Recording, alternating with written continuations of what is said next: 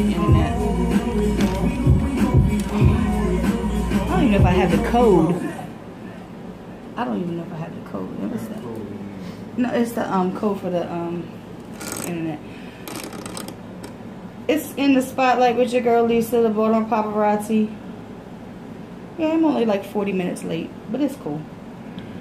I was waiting on somebody to come. I put a post up, and everybody on that post was like, they want to come through, they want to come through, they want to come through. Yeah. Who you see here? I see Bodymore Big Steve. That's who I see. He's got the record number of interviews and everything at Hard Body Radio. I swear to God. I know you need to be in the Hall of Fame. Hall of Fame, Hall of Fame. I'm telling you. But yeah, I can always count. As soon as I see Steve like one of the statuses, I was like, let me hit Steve. I was like, you want to come through? He was like, I won't get there till like 6:30. Yeah. Cool. It was so genuine. You know how like people like shit because they just don't want to go in your inbox and say shit. Right. I was just high. I was like everything on my shit, to be honest. When you tag me, that's when I look back like, oh, what the fuck I like. right. You feel they be like me, like I be like it, like every time. Well, see, my thing is Steve puts stuff up and I like it, and if it's videos, like if it's live and stuff, sometimes I will go and look at. I've told you this before. Sometimes I just like the shit because you know why? If I like it, it'll pop back up on the feed, so people will see it. You know what I mean? You know what I mean? So it kind of helps you too because it pops back up. So yeah, I might not be able to go live because I forgot that I don't have any internet on this phone right now. But I'm on YouTube. We on YouTube right here on my phone. We on YouTube. Yeah. So what's up? What up, YouTube? Yeah, China and Brazil, they tune in on my YouTube sometimes. You said China? Yeah. Oh. Yeah. You need to get some bills going. I don't know. But on the radio broadcast, Brazil is like our highest listeners. Like Brazil's always been our highest listeners at Hard Body Radio. Brazil. I do too. I want to go there. I do too. I want to go there. I just want to go somewhere. Steve always going somewhere. That's what. That's what I said. That's what I said on the inbox when I said, I was like, you got something. Well, actually, I was on the message. I was on the message. I said you always doing something. You always going somewhere. You always working. Like what was it? You was down in D.C. just like last week or so. What was I in D.C. for? I don't know. I wasn't there. Oh yeah, you guys was doing a radio interview or something. It was funny though because that was a Houston station in D.C. Even though you know what I'm saying. I think that's a sign that you're supposed to move to Houston. I'm just saying. Yeah, shout out to Ray Sean. We were at her mixtape release party. Yeah. What they didn't believe you was at a radio show. How you doing? Yeah. Hey. Follow me on what's that? On Instagram. You can follow on Instagram, Snapchat, all that. Right. Shouts out. But I say this every single time. Even when you're not here, you always get brought up somehow or another. Because I'm always using you as an example of what people should be striving to do. Oh shit. You know what I mean? I'm not trying to put no pressure on you or nothing. Nah, that ain't giving me pressure. That just made my head big as a bitch. That made my head big as a bitch. You know, so This radio is called Bodymore. Hard Body Radio. It's called Hard Body Radio. Awesome. Yeah, so like, I mean, I've told you this time and time again. I've said it on other interviews that we've had and whatnot. Yeah. That the way you move and the moves that you make is what everybody should. They should be following your blueprint of what you're doing, and you doing this shit. You know what I mean? You learn it as you go to hell alone. I know. It's crazy. Like I don't know. It's love at the end of the day. Like I don't know where I was going, what I was about to say. I know he said that. I know. This is just an impromptu. Like I said, I put the bat signal. I told 3D earlier when I grabbed the keys from him. I'm like, I put the bat signal out. He busted out laughing. I was like, what? I was like, I put the bat signal out because, you know, I was last minute. But see, I didn't book the 2 artists that were supposed to be here today. Oh, yeah. I didn't book them. They were booked through some. I'm not gonna. I keep saying it's not a contract, but it's an agreement that I have with somebody else. Damn, you blew up then. I said, what the fuck? No, I work with another artist who he throws shows, and a part of the agreement with the artist, which, you know, because like the way he does it is like the way I used to do my shows is I throw, you know, you sell tickets and whatnot. Right. The way he does is you pay to perform, but the money that you pay, you're getting 2 songs on stage, you're getting 2 studio hours at his studio, you're getting a radio interview with me. A radio interview with me, and you're getting 10 pictures with no watermark, no logo from me, and that's what they're paying for when they perform. Okay. So because I was in Houston with you, the last time they had the show, he booked all the artists and gave me the dates and the times that he booked them for, and they were supposed to get in contact with me. Right. And these 2 didn't. And by the time one of them did. One of them told me, he was like, I'm not going to be able to make that date. Can we make a date? I was like, we're going to have to wait until September or so because I'm booked. Right. So he was already, but the other one, I've been meaning to hit him like all week because I got bombarded with a lot of personal stuff I remembered yesterday. And he was like, but see, he was already aware of that date. But he said he couldn't make it, so I was like, well, shit. So I put the bat signal out. Everybody on there was like, oh yeah, these are all people that were on that post. Well, a couple of them, somebody had tagged them. 2 of them, somebody tagged. You wrote down everybody in the post? I wrote the people that said they wanted to. Well, a couple of them said. You know what's crazy is like you wrote down all these people, right, and my name not even wrote down, and I'm right here. That's crazy. That's because That's because they were on that post. When you said I'm coming, I didn't have to write your name down. I'll never have to write your name down, Steve. I'd be like, Steve. No, usually this is what Steve does. Man, I'm gonna clue you in on something. This is what Steve does. What I do? Lisa, me and DZ gonna be in town on such and such a day. Can we get on your show? Yeah. and what I say? Sure. Right. Without a shadow of a doubt. Yeah, that's love, man. That's love. Right. So that's the reason why you're here, because I can always count on you. Always. And the next time we drive anywhere, we're not driving no fucking way. I ain't driving no motherfucking way.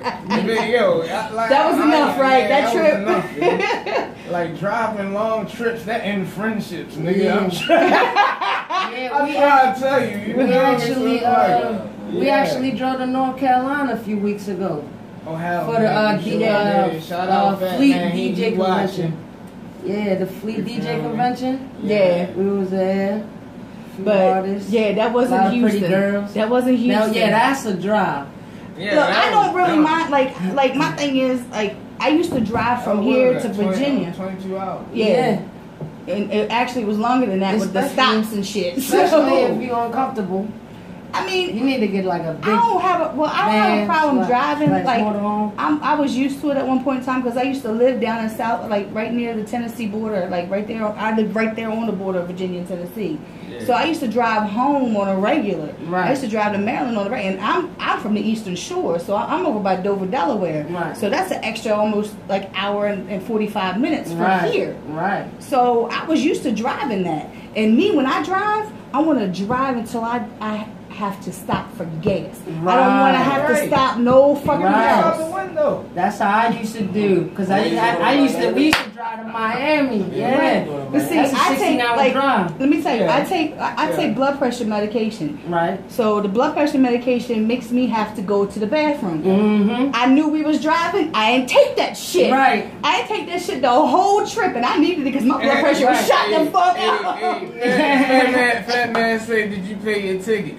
No, but I got lawyers hitting me to take so I can go to court. Oh damn, you missed the court date? I don't know. No, they sending me, lawyers are sending me so they can represent me. Oh, yeah. They do that out in Virginia. Yeah. But you know what? I got a hell of a driver. My ex-girlfriend, Stacy, shout out to Stacy. She used to take Adderall and drive all the way to Miami straight by herself. You know what I'm saying? No, that's all right. The bath? But the bathroom is right. You can go right there. Go straight through. There's another door. Yeah, so if we ever need to drive. There you go. You know what I'm saying? We got a long distance driver. I'm going to tell you, after that trip, I love Houston and I love New Orleans. Steve, I've been there twice with Steve. Yeah. You know. Okay. Shout out y'all. Man. Right. Shout out. I love going down there.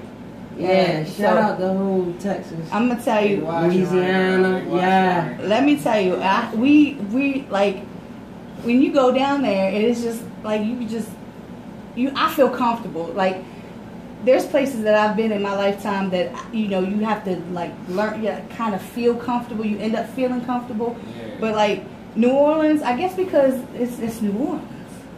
You know what I mean? You feel like you right at home. Right. Steve is right at home. That's and like this last trip, I got to meet David Banner. Ooh, that was I like Shout out Peaches. Peaches. I love going in there. He produces good records. Yeah, because I wanted to pull him aside about them beats. Yeah. David Banner. And then Raheem Devon walked in while we was there. That guy is He said do something for me. Good people. Yeah, so it was just like Steve has been like the only. Well, when I first came in the scene, I was going to New York with B.O.M.B. Right. I was going up there with B.O.M.B. Like we was traveling up to New York once a month. Right. That was in 2008. So it took about nine years before another artist take you all around the world. drug me along with them, or even asked me to come along. And like Steve, he's sneaky. He's sneaky, y'all. What I do now? The first time we was going down, he was like, "We're going down to Houston." I was like, "All right." He was like, "We're shooting a video, blah blah blah." I was like, "All right, cool." The night before, she was the one shooting the fucking video. The night before he comes in because we gonna talk some business about the trip and all. Yeah. So he come in on my show and everything. So we sitting there talking. I was like, "Well, who's shooting the video?" He's like, "You are." Who the fuck said I'm shooting the video, y'all? Yeah, that's really funny. But it's got a lot of views on it. Funny as shit. It got a lot of views on it. I know we did that. I was shocked because but you know what's funny is that video, I shot the video. I didn't edit it, but I shot it, and it's got more views than most of these local artists' videos. Yeah. I be looking at that shit. Yeah. I don't know. It was over 1,200. So yeah, there's a lot not of bad. You know what I mean? That's a lot. So, and then we were supposed to be shooting another video that had complications and difficulties. Which one? The chopper one, yeah. Yeah, I gotta highlight them again. We gotta definitely shoot that. Yeah, definitely. You know, at least y'all got to do the mask off video, which I'm waiting patiently for that. No, that ain't coming out. Actually, yo, we gotta find that guy. What? Yeah. Again? We gotta find, again, and that's crazy, right? Yeah, because he's friends with DZ. Yeah, I know, but he ain't answering the phone and shit. He ain't trying to give us the footage and shit. And you know. I like that place where you shot that at. It's I know, like that's why I'm kind of mad about the whole situation with it, because I mean like that it was unique. You know what I'm saying? Like I took pictures of the building. It's a museum. That's what it's called. Like when you go to tag the place, it's a museum and it's got graffiti. Like graffiti artists go and they paint these these pictures and stuff, and they're like they got that one. It was Cheech. Yeah, he actually responded to Fat Man and shit. I seen it.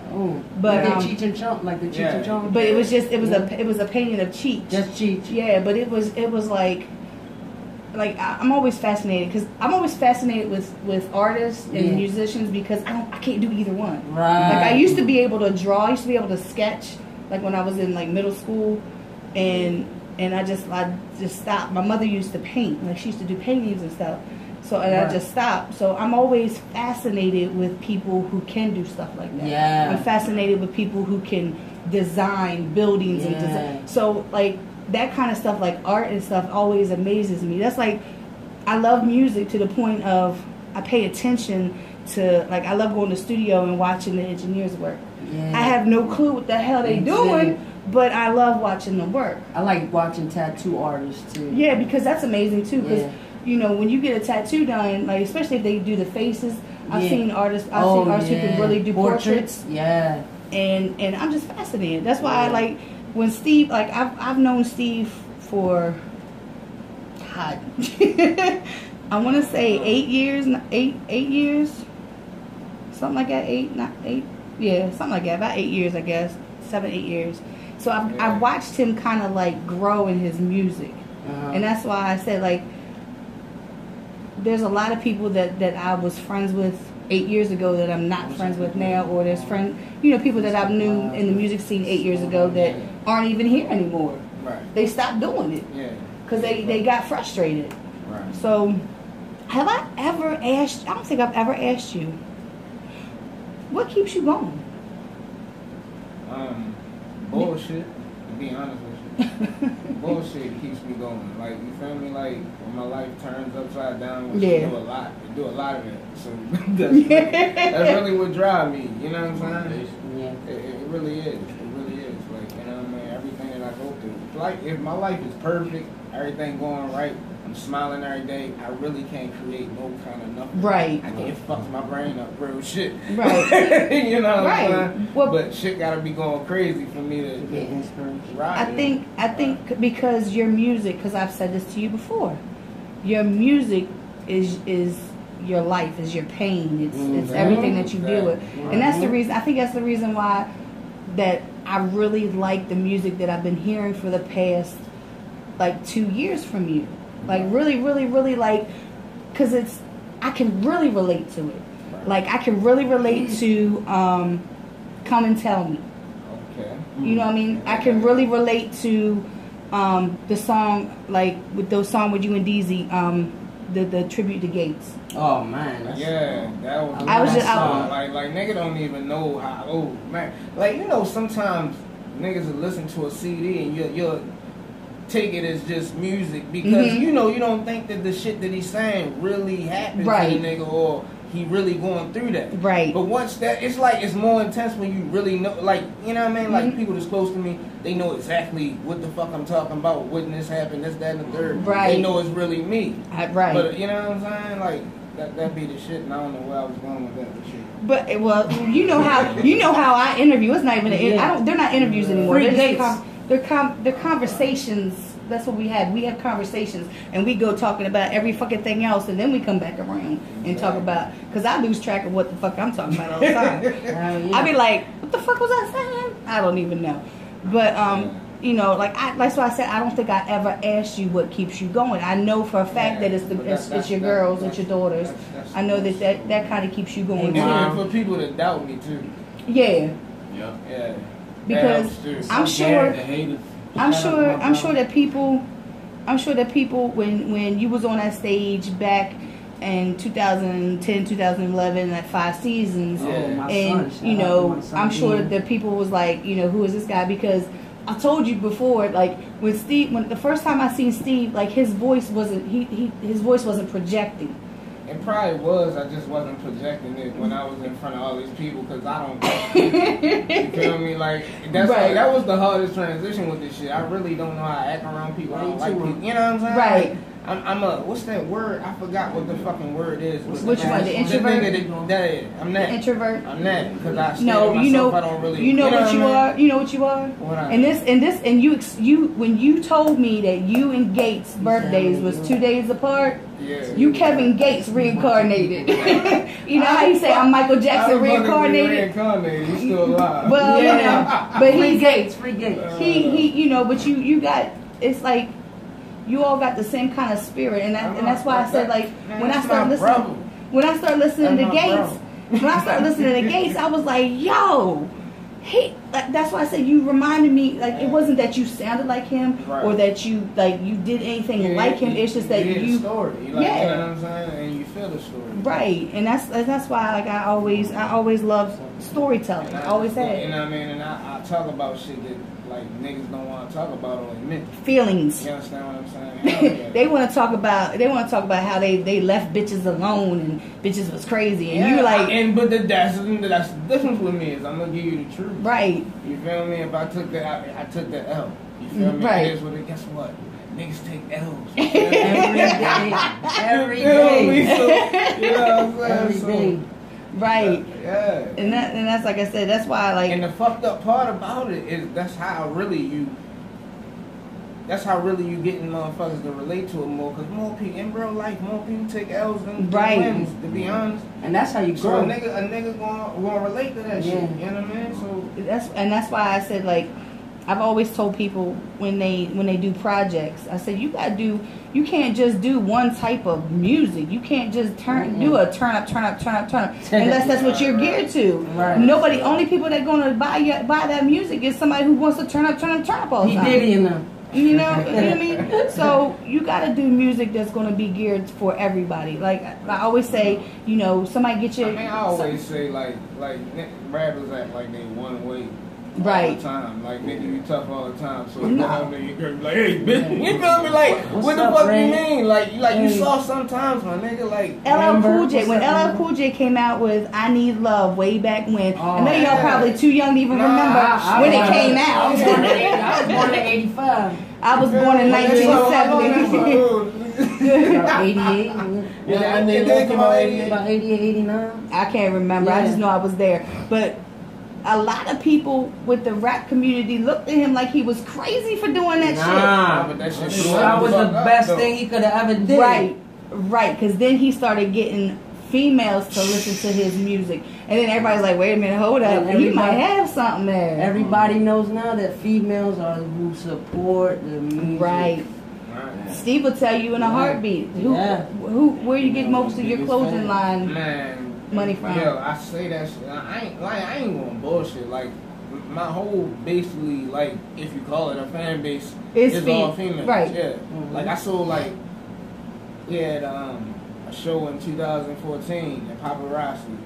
I sold like 400 some tickets myself. Nina. Literally, it was probably like 15 niggas that bought out of all of that. Right. That bought a ticket. Right. I know.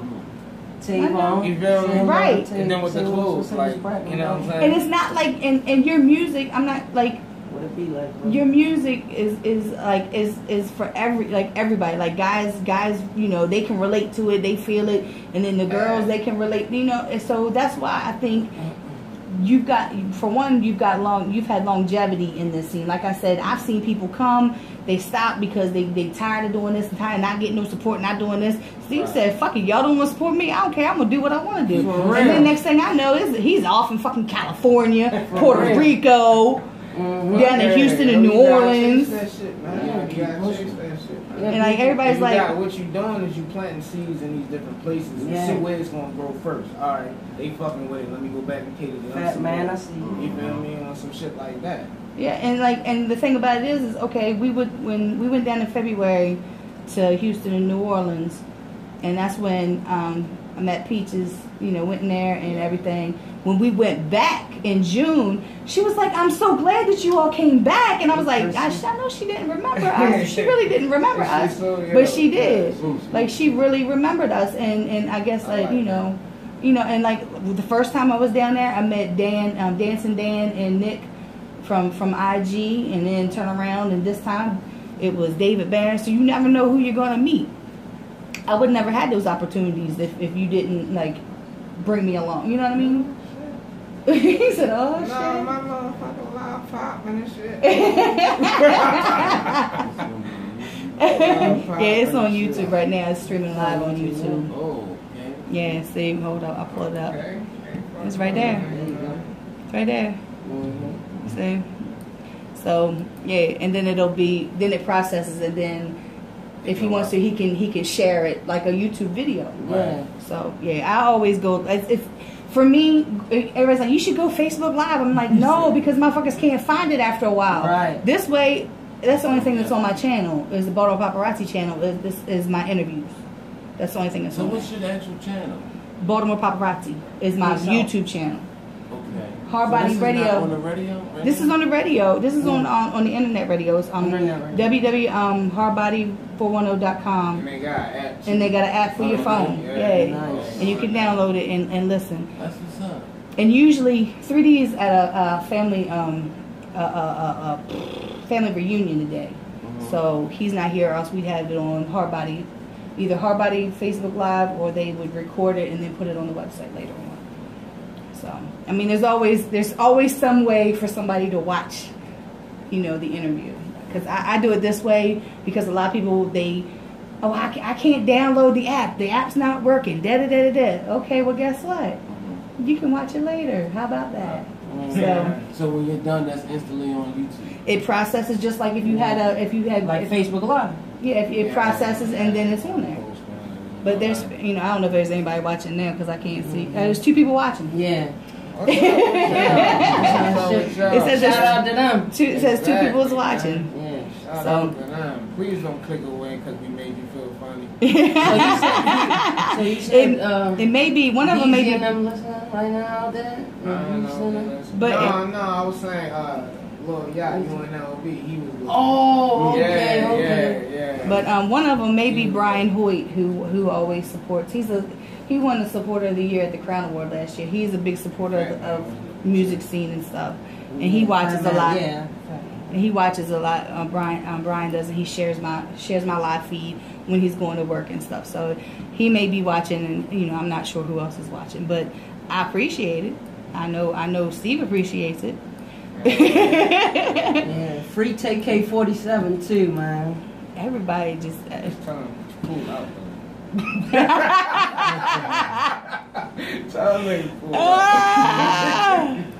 just tell everybody, just chill, shit.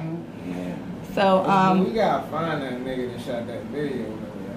Yeah, that's what's funny is like, because when I was standing there getting ate up by them big ass fucking mosquitoes in Houston, I was listening, like DZ was talking to him, and I could tell that they have a friendship. They've been like friends for years. Yeah, but the nigga keep playing with our videos though. You feel me? Like he's the one. He the one shot it before, said he lost the motherfucking shit.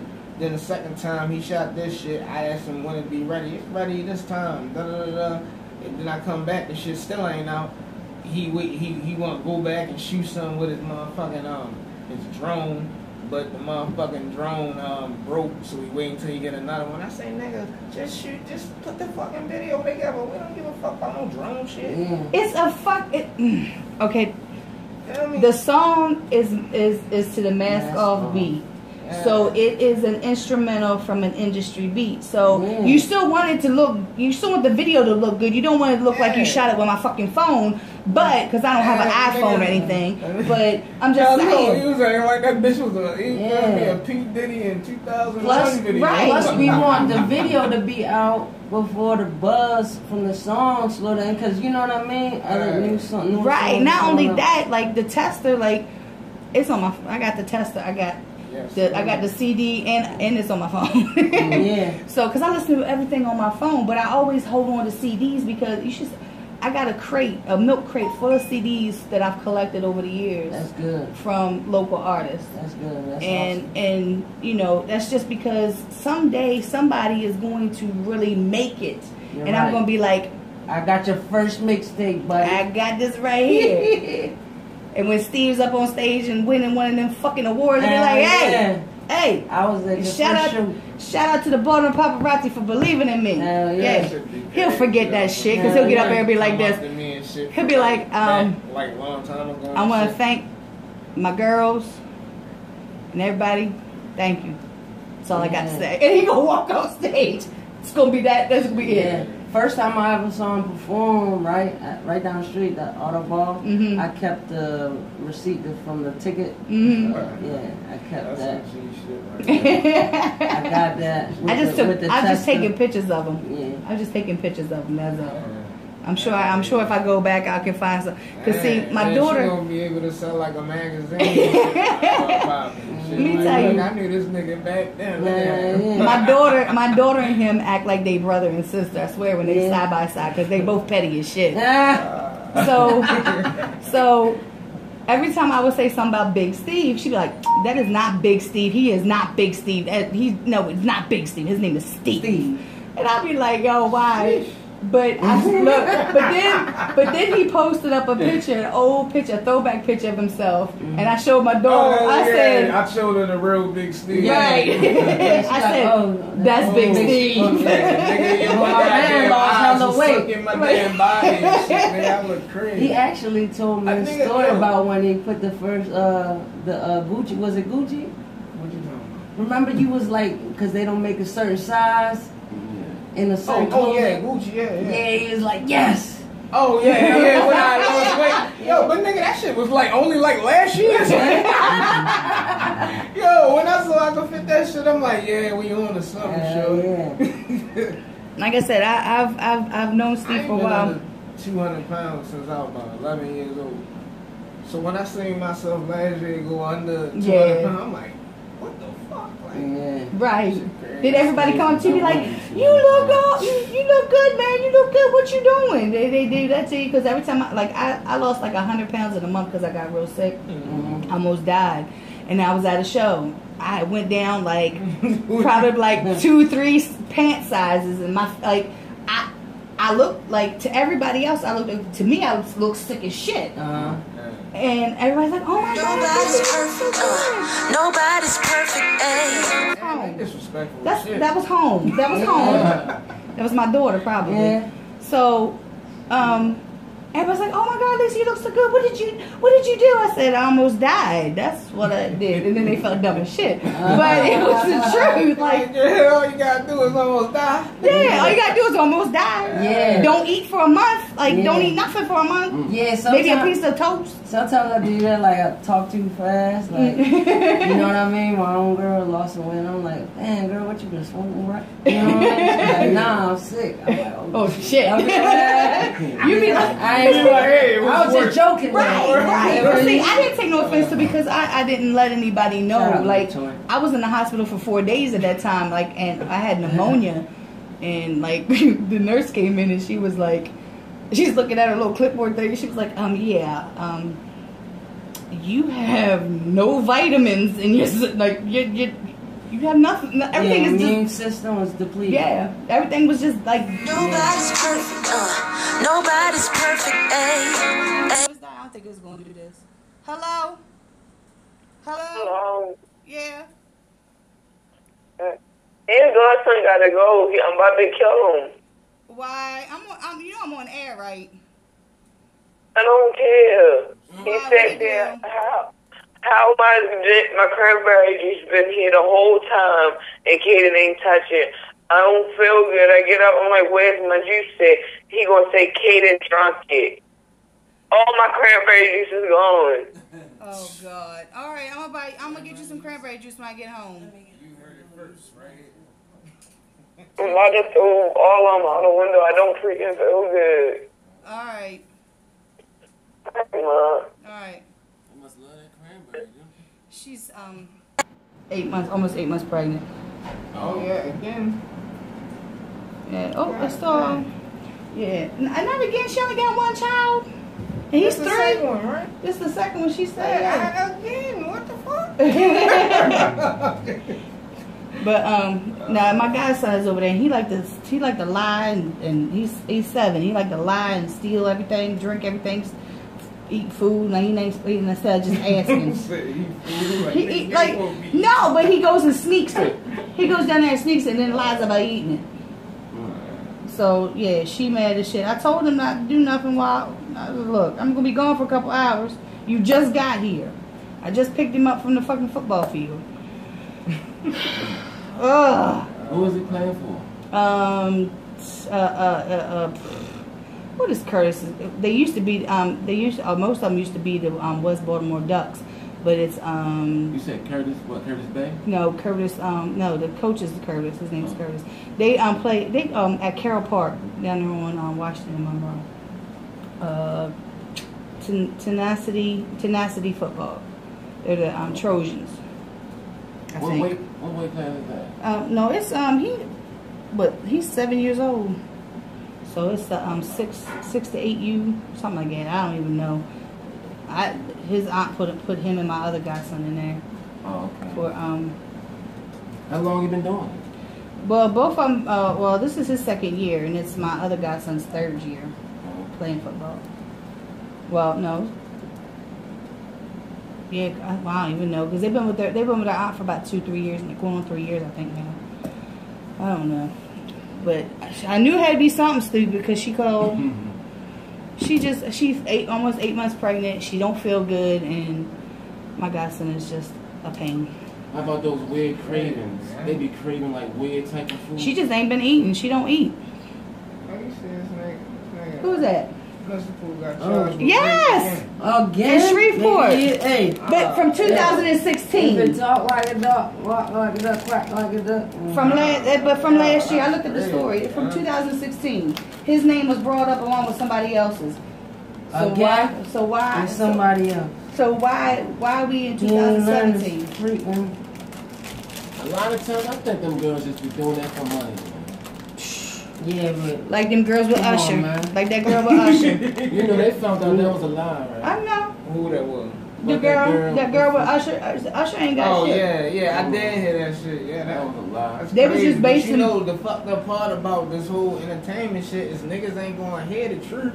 All they going to hear is what the bullshit that came out first. Right. You know what I mean? That's just like the Chris Brown shit. Everybody, all of a sudden now, everybody's, well, Chris Brown had an interview. That was in his damn documentary, dumbasses. Oh, that's right. You didn't know about the documentary, did you? No. I think he about to really put it up now. He did. Know, he had the little video thing that I took Faith to see. Yeah. Thinking it was like some regular ass Chris Brown shit. I'm looking at Faith like, I mean, that shit basically about fucking domestic. I'm looking at her like, if a nigga ever motherfucking ooh, boy, I'm like, I ain't think. But that's the thing. That's the thing. People will see with social media, especially. People see something on social media, and God that is the law. That is the word. That's the truth. Everything. I'll be like, are you serious? That's what they're gonna stick with. Yeah. That's what they're gonna stick with, no matter what the fuck the truth come out. You know, and that's what I tell her. I said, you can't believe shit that you like. Oh, but it is the truth because it was on the news. The news fucking lies too. So whenever you see something about these artists and like what people fail to realize is that they put these rap artists, these football players, basketball players, even the baseball players, they put all of them up on these pedestals and forget they're humans. Yeah, they just like that. They're just like they just making a whole hell of a lot more money than what we're making. You know, so they forget. And like I always hated somebody saying that, oh, though he's doing this, he's a role model. Why is that? Why is he a role model for your child? Why are you not a role model for your child? You know, so you know what? What? I can't be nobody role model. I fuck up too much shit. But you also teach your girls right from wrong. I do, but I also tell them what daddy do is wrong. I'm just being real, you know. Your kids like your music? Oh, they love my music. They sing word for word, man. That's how Faith. you know if you got a hit, right? You just throw that bitch on one time, then you turn back on, and she's sitting back there, she's singing the word. All right, Do you know how I know? You know how I know music is a hit? I put it on, and I watch my grandson. He's 3. He rocked off in my shit. Yeah. He rocked off in my shit. He started jumping up and down. He will rock off. He like I listen to local artists. Underground, you know, local artists, and very rarely do I listen to anything like really new. You know what I mean? Like I don't listen to the radio, and if I do, it's usually 95.9, 96.3, the oldie stuff, you know, R&B stuff. So when I put music on, and my kids went through this too, I put music on, and I to this day I say, Casual, listen to this. My daughter's 22. I'm like, listen to this. Tell me what you think of it. And she'll listen, and she'll tell me what she thinks of it. whether she likes it or she doesn't like it. When she went into labor with my grandson 3 years ago, we had to listen to Team Cremate. But she wanted to listen to a song by Poe, Don Poe, which was he was having a conversation with his good side, and like his evil personality was talking to him. And I love the song. I'm like, really, you want to listen to this when you're in labor, going to the hospital? Like, really, this is what you want to listen to? She the Tester CD. Mm-hmm. She had that. The what was the other one I had? And I had to burn it for her, and she played it so goddamn much. Yep. I burned it, and she played it so much that it skipped and stopped working. You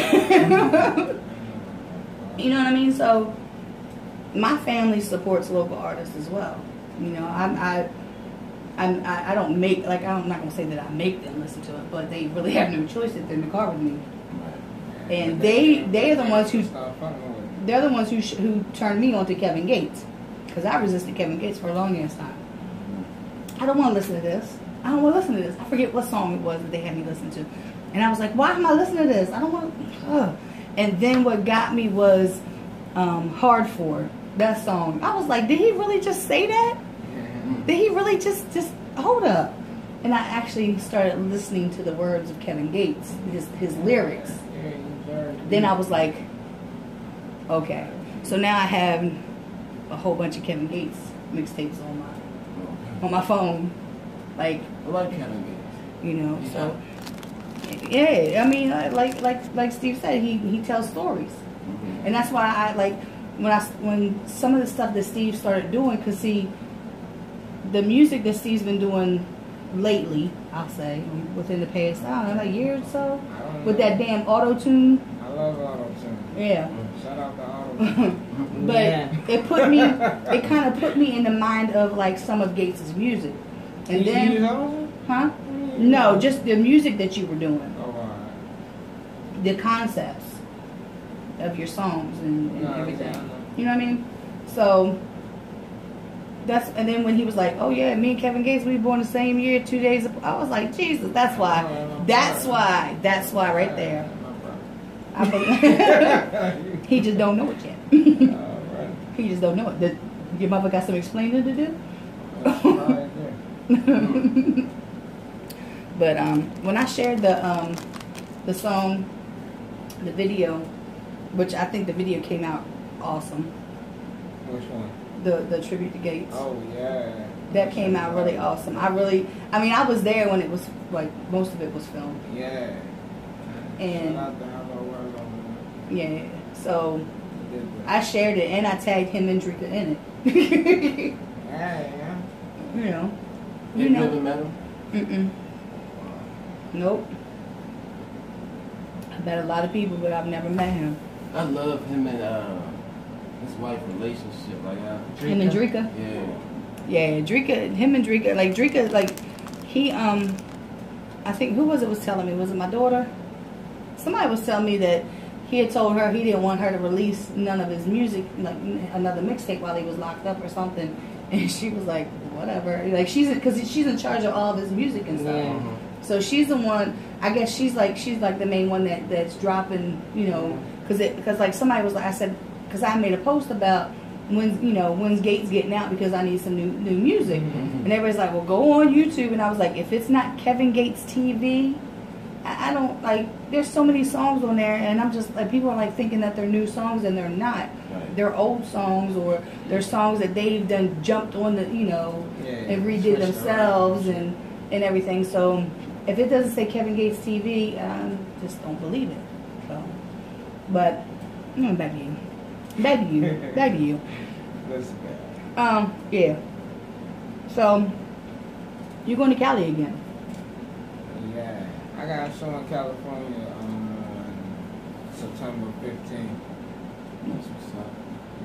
Did I see that DZ was going too, or? Yeah. Okay. Yeah, shit. I be trying to keep up, but I can't. I can't keep up. And we got a whole tour out there next year. Yeah, because I know you said that the last time that you was there, like in the morning you woke up and they was all playing your music out in the parking lot or something? Yeah, it was a Mexican gang out there, damn, I hate the fact that I don't remember what he told me. Where were you at in LA? I was on the outskirts of LA. Up north or? He don't know. I just know the outskirts of LA. Yeah, probably some type of surrounding. Either way, shout out to them, man. They showed hella fucking support, man. They all was playing the motherfucking shit all at the same time in the parking lot. I pulled my snap out real quick. I bet you that was a good feeling, wasn't it? Hell yeah. To wake up to, nigga. Like, I just wake up and then, you hear your shit like, that my shit? You feel me? But yeah, that was some real shit, man. They showed support. And they fuck with Baltimore, you know what I'm saying? Yeah. They fuck with Baltimore out there, man. I mean, it's funny because, like, some places that you go to and they say, well, where are you from? And they say, you go Baltimore. And I'd be like, okay. It's nice to meet you. Like, they're scared that we're going to pull out and just, like, But then you go, like... That's how I was up in Philly. Yeah. We was up there, I told you about that shit. We was up there with Gilly, right? And then, I don't know who the fuck it was, but he turned around, he was like, something. Them niggas from Baltimore. As soon as you said Baltimore, Gilly go like... That's how this nigga was for the rest of the night. Just like... Gilly funny. Baltimore nigga. But, like, when you go down to, like... We went down to, New Orleans, we're in that hot sauce shop, and she went online because she went online and was like, he was like, I live in Baltimore. She was like, well, hold on, I think we have a store up there. Like, it was like when you say Baltimore to people, they okay, probably because their crime rate is just as high, if not higher than ours. Yeah, that was the first thing a nigga told me about New Orleans before I came and shit. He was like, I forgot, he was a New Orleans nigga and shit, and I'm like, because I was coming down there to shoot a video, and I was saying different shit, and he was like, like, you from Baltimore? I said, yeah, I'm from Baltimore. He said, well, shit, man, you gonna feel right at home. He's like, the only difference is this the South and y'all on the East. That's it. That's the only fucking difference. I'm like, all right. Steve was trying to get me shot. Yeah. When we went the first time. I was showing her Birdman grandfather had a bar. And I think it's still his bar and shit. But it's called Gladys Bar. That's his mom.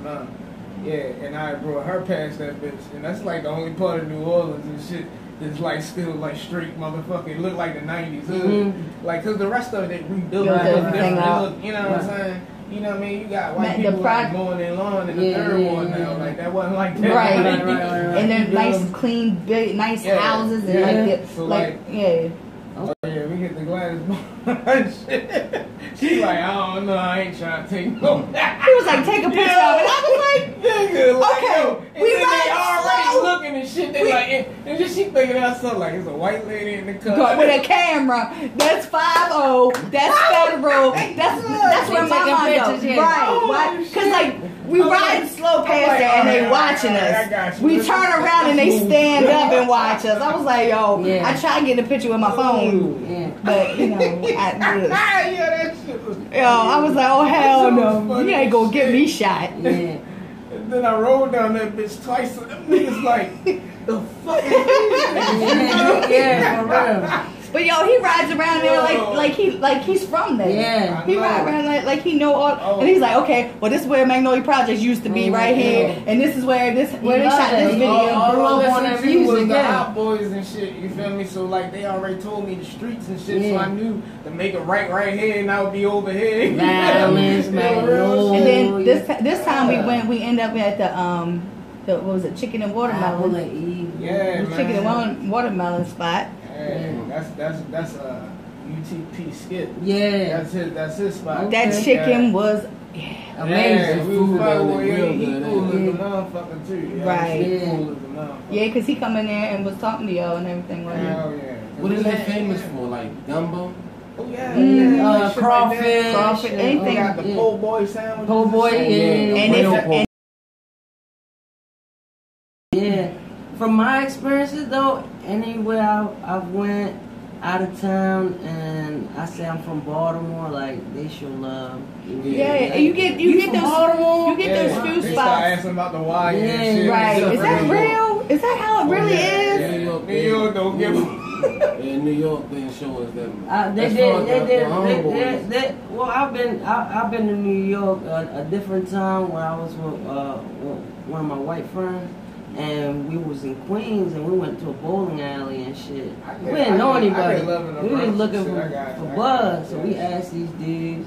And they're like, where y'all from? We're like, we from Baltimore. They're like, oh, for real, y'all from Baltimore. You know what I'm saying? Like that. Like I said, you gonna get different experiences. Like you know, I've seen people when you say you're from Baltimore, like, okay.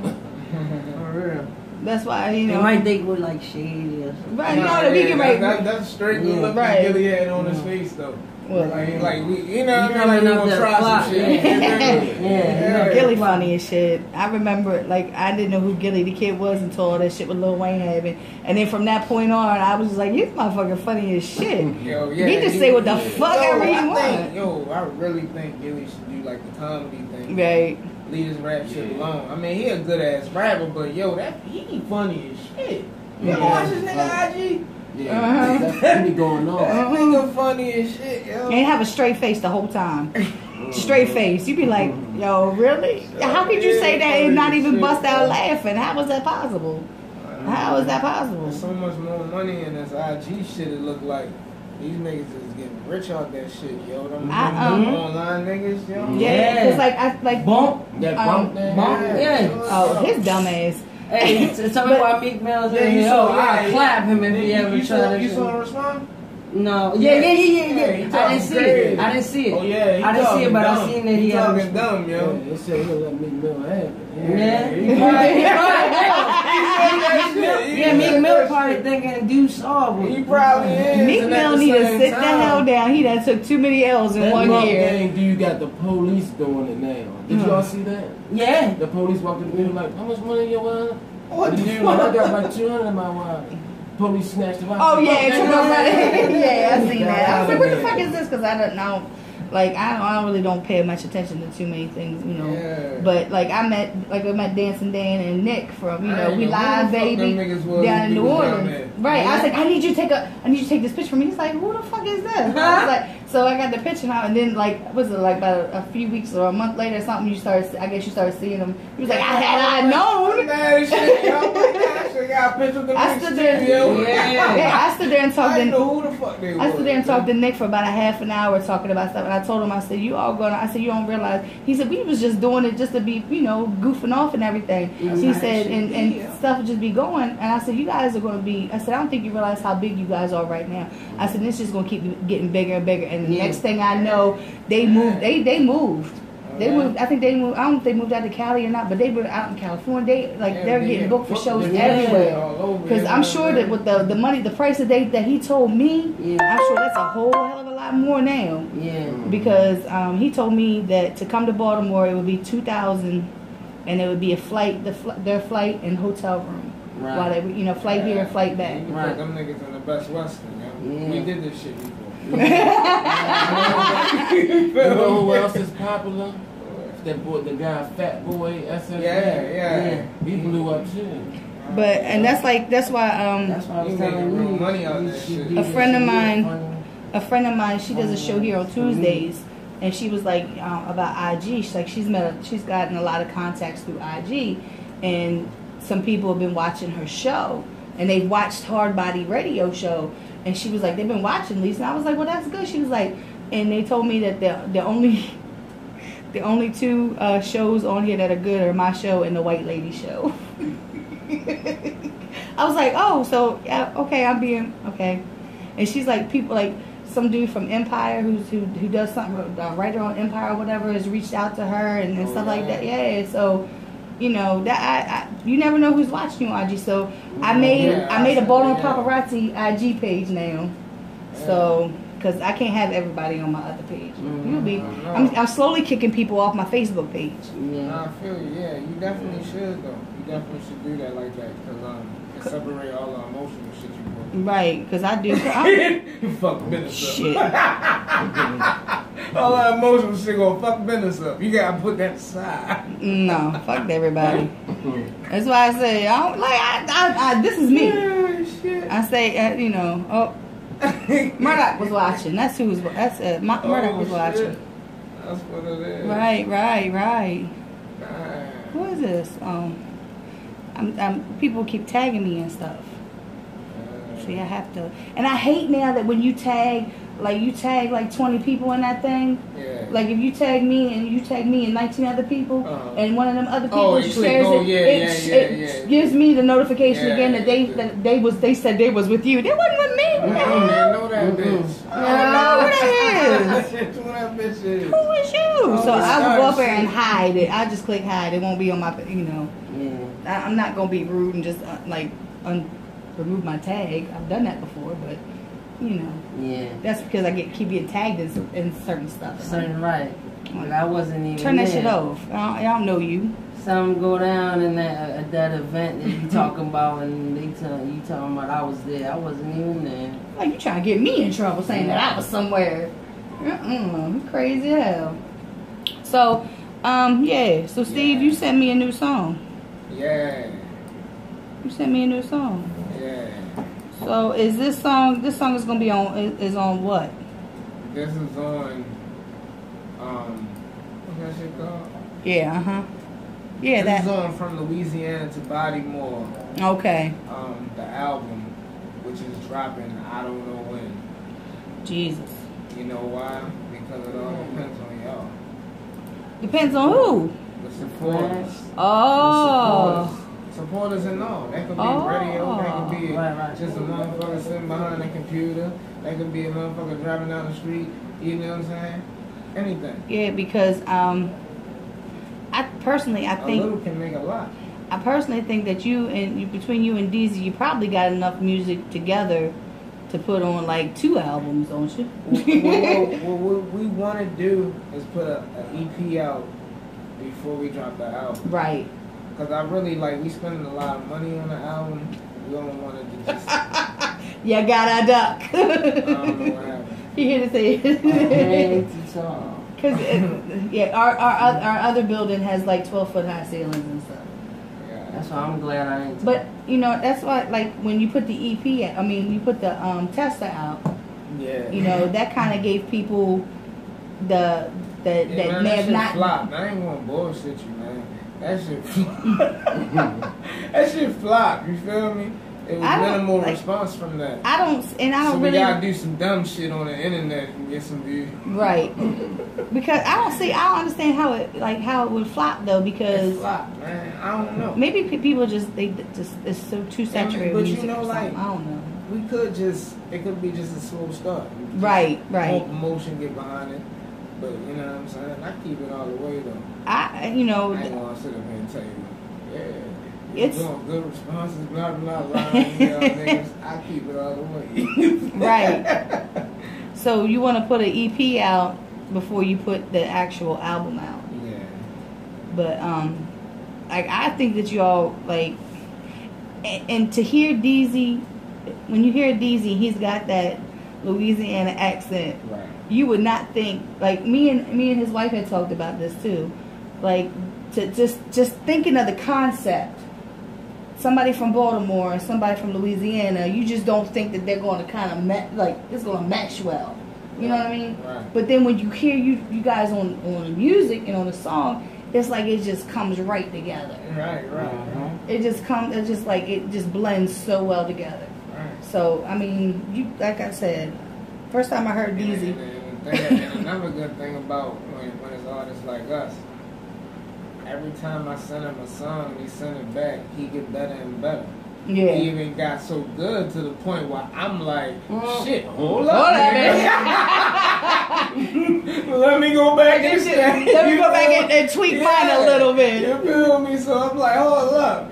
But that's good though, because that keep everybody on their toes. Right. Everybody want to be ahead of the game. You feel me? So if you got another nigga that feel the same way about it, you always challenging each other, but not on some I'm better than you type shit. But just a nigga just always try to be the best you can. And another thing is,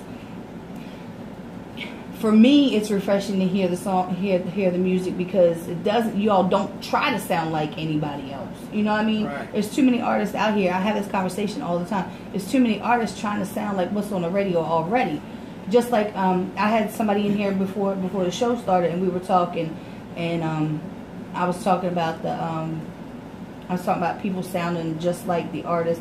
Like, we were talking about mixtapes. I said, I really don't like mixtapes.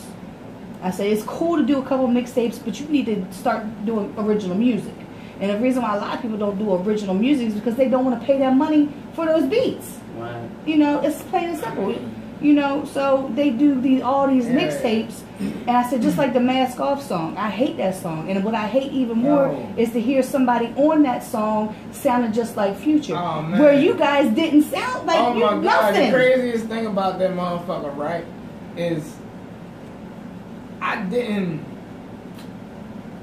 First of all, I didn't like the fucking. I hated the fucking song. Right. I ain't gonna fucking lie, because I'm like, yo, what the fuck is this? Right. You know what I mean? Like, and I never heard it until he sent me the beat. Feel me? So I go back and I listen to the shit. I'm like, damn, yo, I ain't know how I was gonna come on it at all. Right. I ain't even know if I was gonna get that motherfucker done or not. So I'm sitting up there, like, I wrote this shit on the beach. I had weird inspiration, right? So, you know, like, I'm on the beach and shit, and I'm writing this shit, and, like, I rap so off the top, like, on some, like, where the fuck you even think of this flow? Right. You feel me? Like, because that's how I sound when I'm out of ideas. Right. Mm-hmm. I did it. You even put it out. I did not like that shit. We shot the video. After I shot the video, that's when I'm like, yo, that shit hard. Yo, that shit hard. Cause like when I first got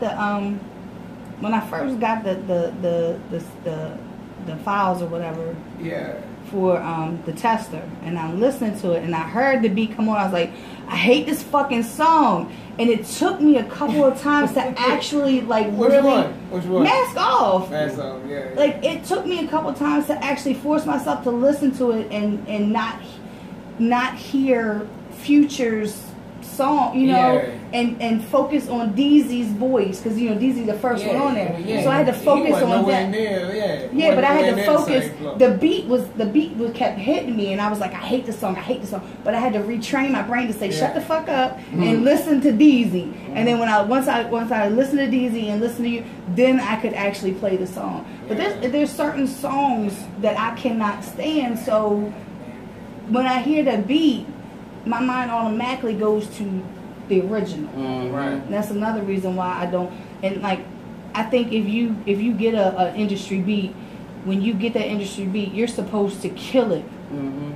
You're supposed to kill it, so that when people hear that beat again, they don't think about the original. They think about yours. Like I did with what's your name? Dirt shit. That my Beyonce shit. Niggas don't even know that Dirt even made that shit no more. Yo, it's like niggas are listening to my version of it because I remade it so what, and I put so much into it because it was really how I felt. But it just happened to come out on that beat. But like, I go back and I be like, yo, you know that's a little Dirt shit. Because the nigga talking about, you know, you gonna put that on the title and it's that the third shit. I'm like, I don't own that shit. Don't know what my Beyonce. You like, oh shit, you right. Nigga don't even remember. See, and that's how it was, because like I said, I don't really listen to industry artists. I really don't listen to industry artists. Right. So when B.O.M.B put out his Beast Mode mixtape, and I got it from DJ Samir, and I'm listening to it, and I'm like, oh, I love this song. And one night I was in fucking 5 Seasons, and I forget who the DJ was that night. I think it was G Major. Okay. And the song came on, and I was like, we get ready to play Verb. Oh, shit. And it was fucking Meek Mills. I was like, what the fuck?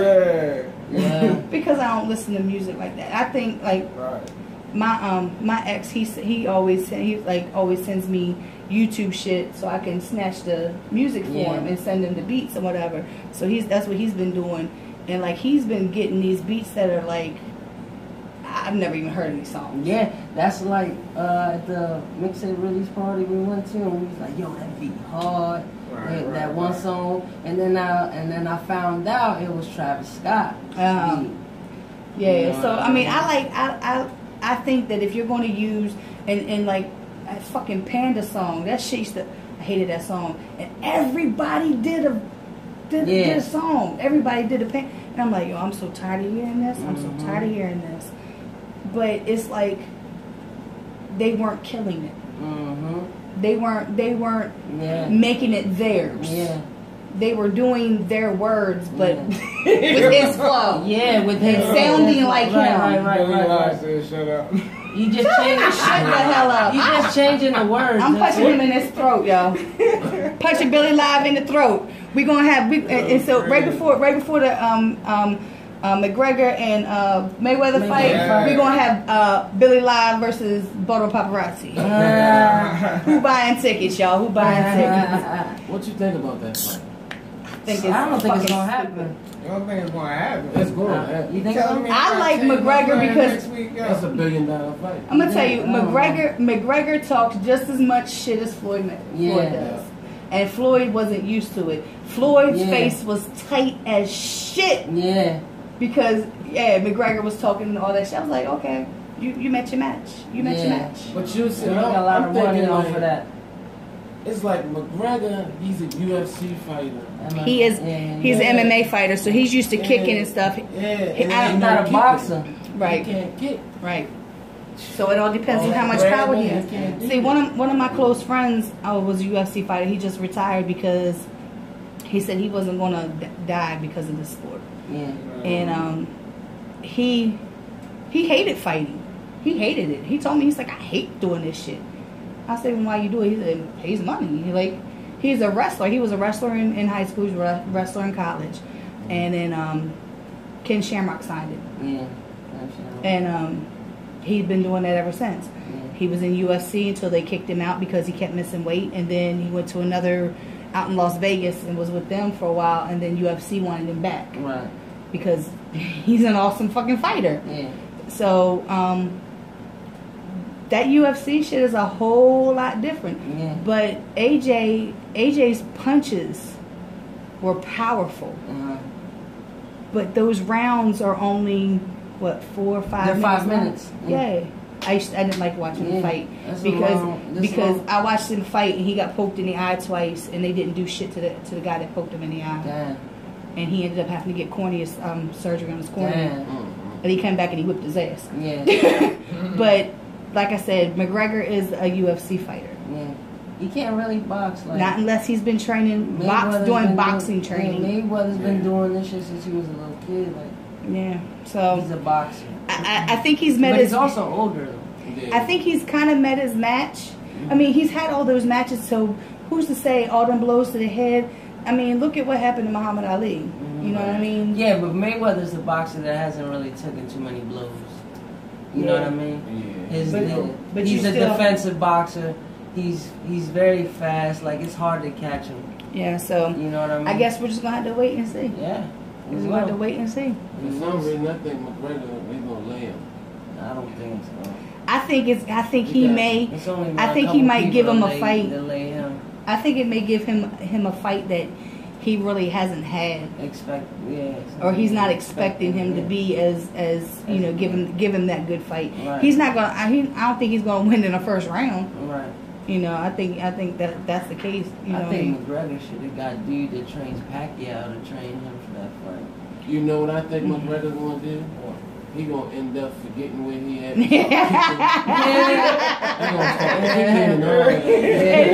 He's still gonna win some money. So fuck it. On some Mike Tyson shit. Start biting. He gonna because I never did understand why Mike Tyson bit Holyfield's ear. I don't know where that came from. Because Holyfield was headbutting him. Oh yeah. Yeah, Holyfield used to fight dirty, and like Holyfield, like whenever they was in like when they close each other, he would sneak a headbutt in. So Mike Tyson kept telling the referee like, "Yo, he's headbutting me, but the referee wasn't doing nothing about it. So Mike was just like, he's a street dude. He like, man, fuck this. He was like, you keep playing with me.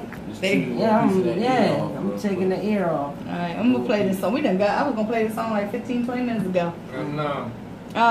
Is there anything you want to say about this song before I play it? I mean, it's one of them. You feel me? It's about to be like cuffing season and shit, right? It's about to get cold again later. You feel me? So it's time to, you know, do that type of shit, and that's what we're talking about, I guess. Yeah. He said he guessed. He don't. He just wrote the song. That's all. I just wrote one of them songs because I was in that mood to write that type of fishy shit. Mm-hmm. All right. Well, and it's called So. Yeah, it's called So. Shout out It's a good song. Yeah. All right. So we're gonna take a listen to it, and we're gonna come back. I know, because it started playing when I downloaded it.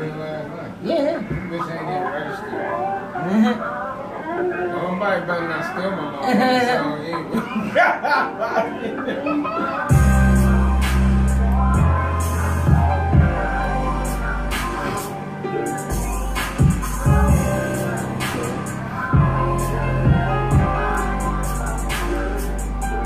Yo, this nigga did say, look, man, this the softest I ever been on a motherfucking song. Don't send me to nothing else. Yo, he like, look, he's pushing.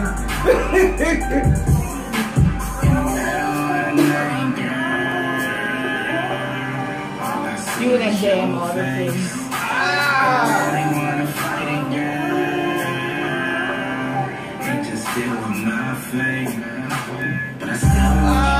Look, I swear, dude.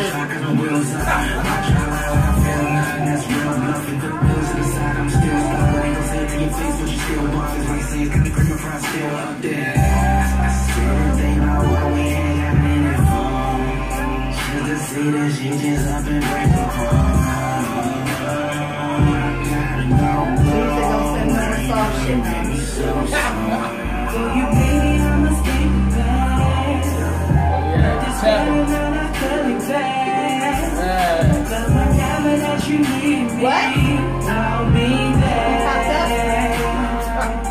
I know, I threw it right in the studio like this real quick, man. Don't find shit up in there. He just pop up every That's some artist that came through a couple weeks ago. This Bodymore? Poverty ENT.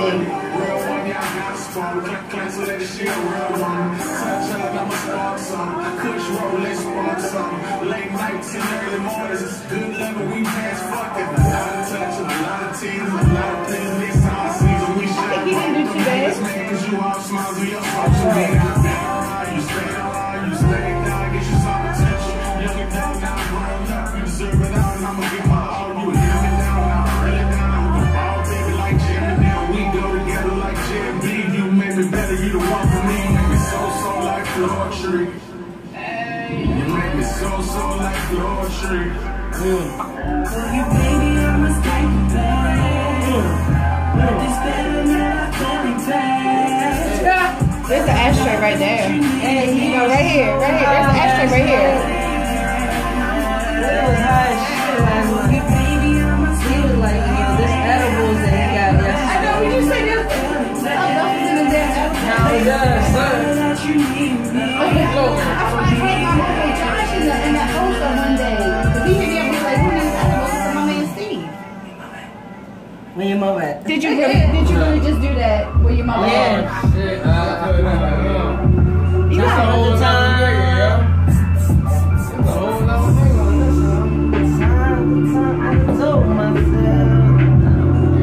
Yo, I swear, man.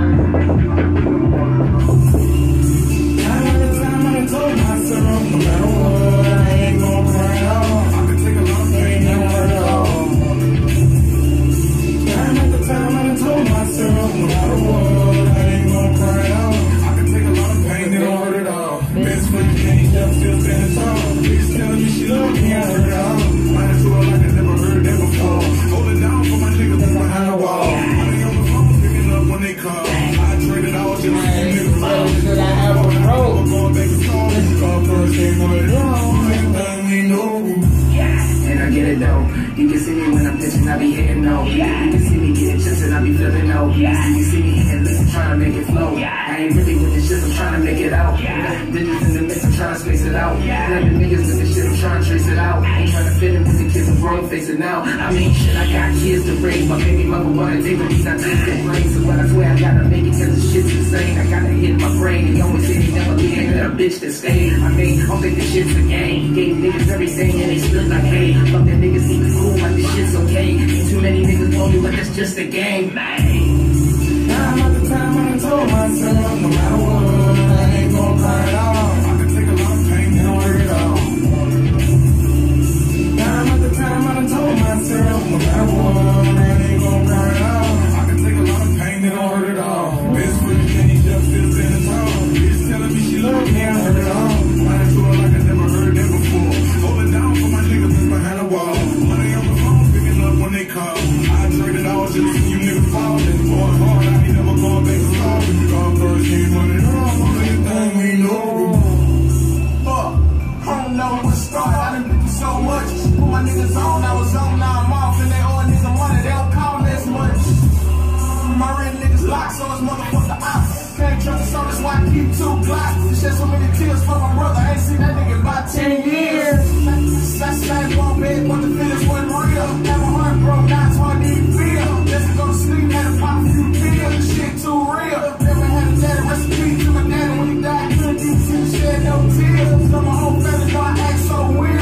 How to say they wanna raise my kids. Feel German friend, keep the niggas out my business. They help so many niggas, I don't get no recognition. They rather show love to a nothing ass nigga.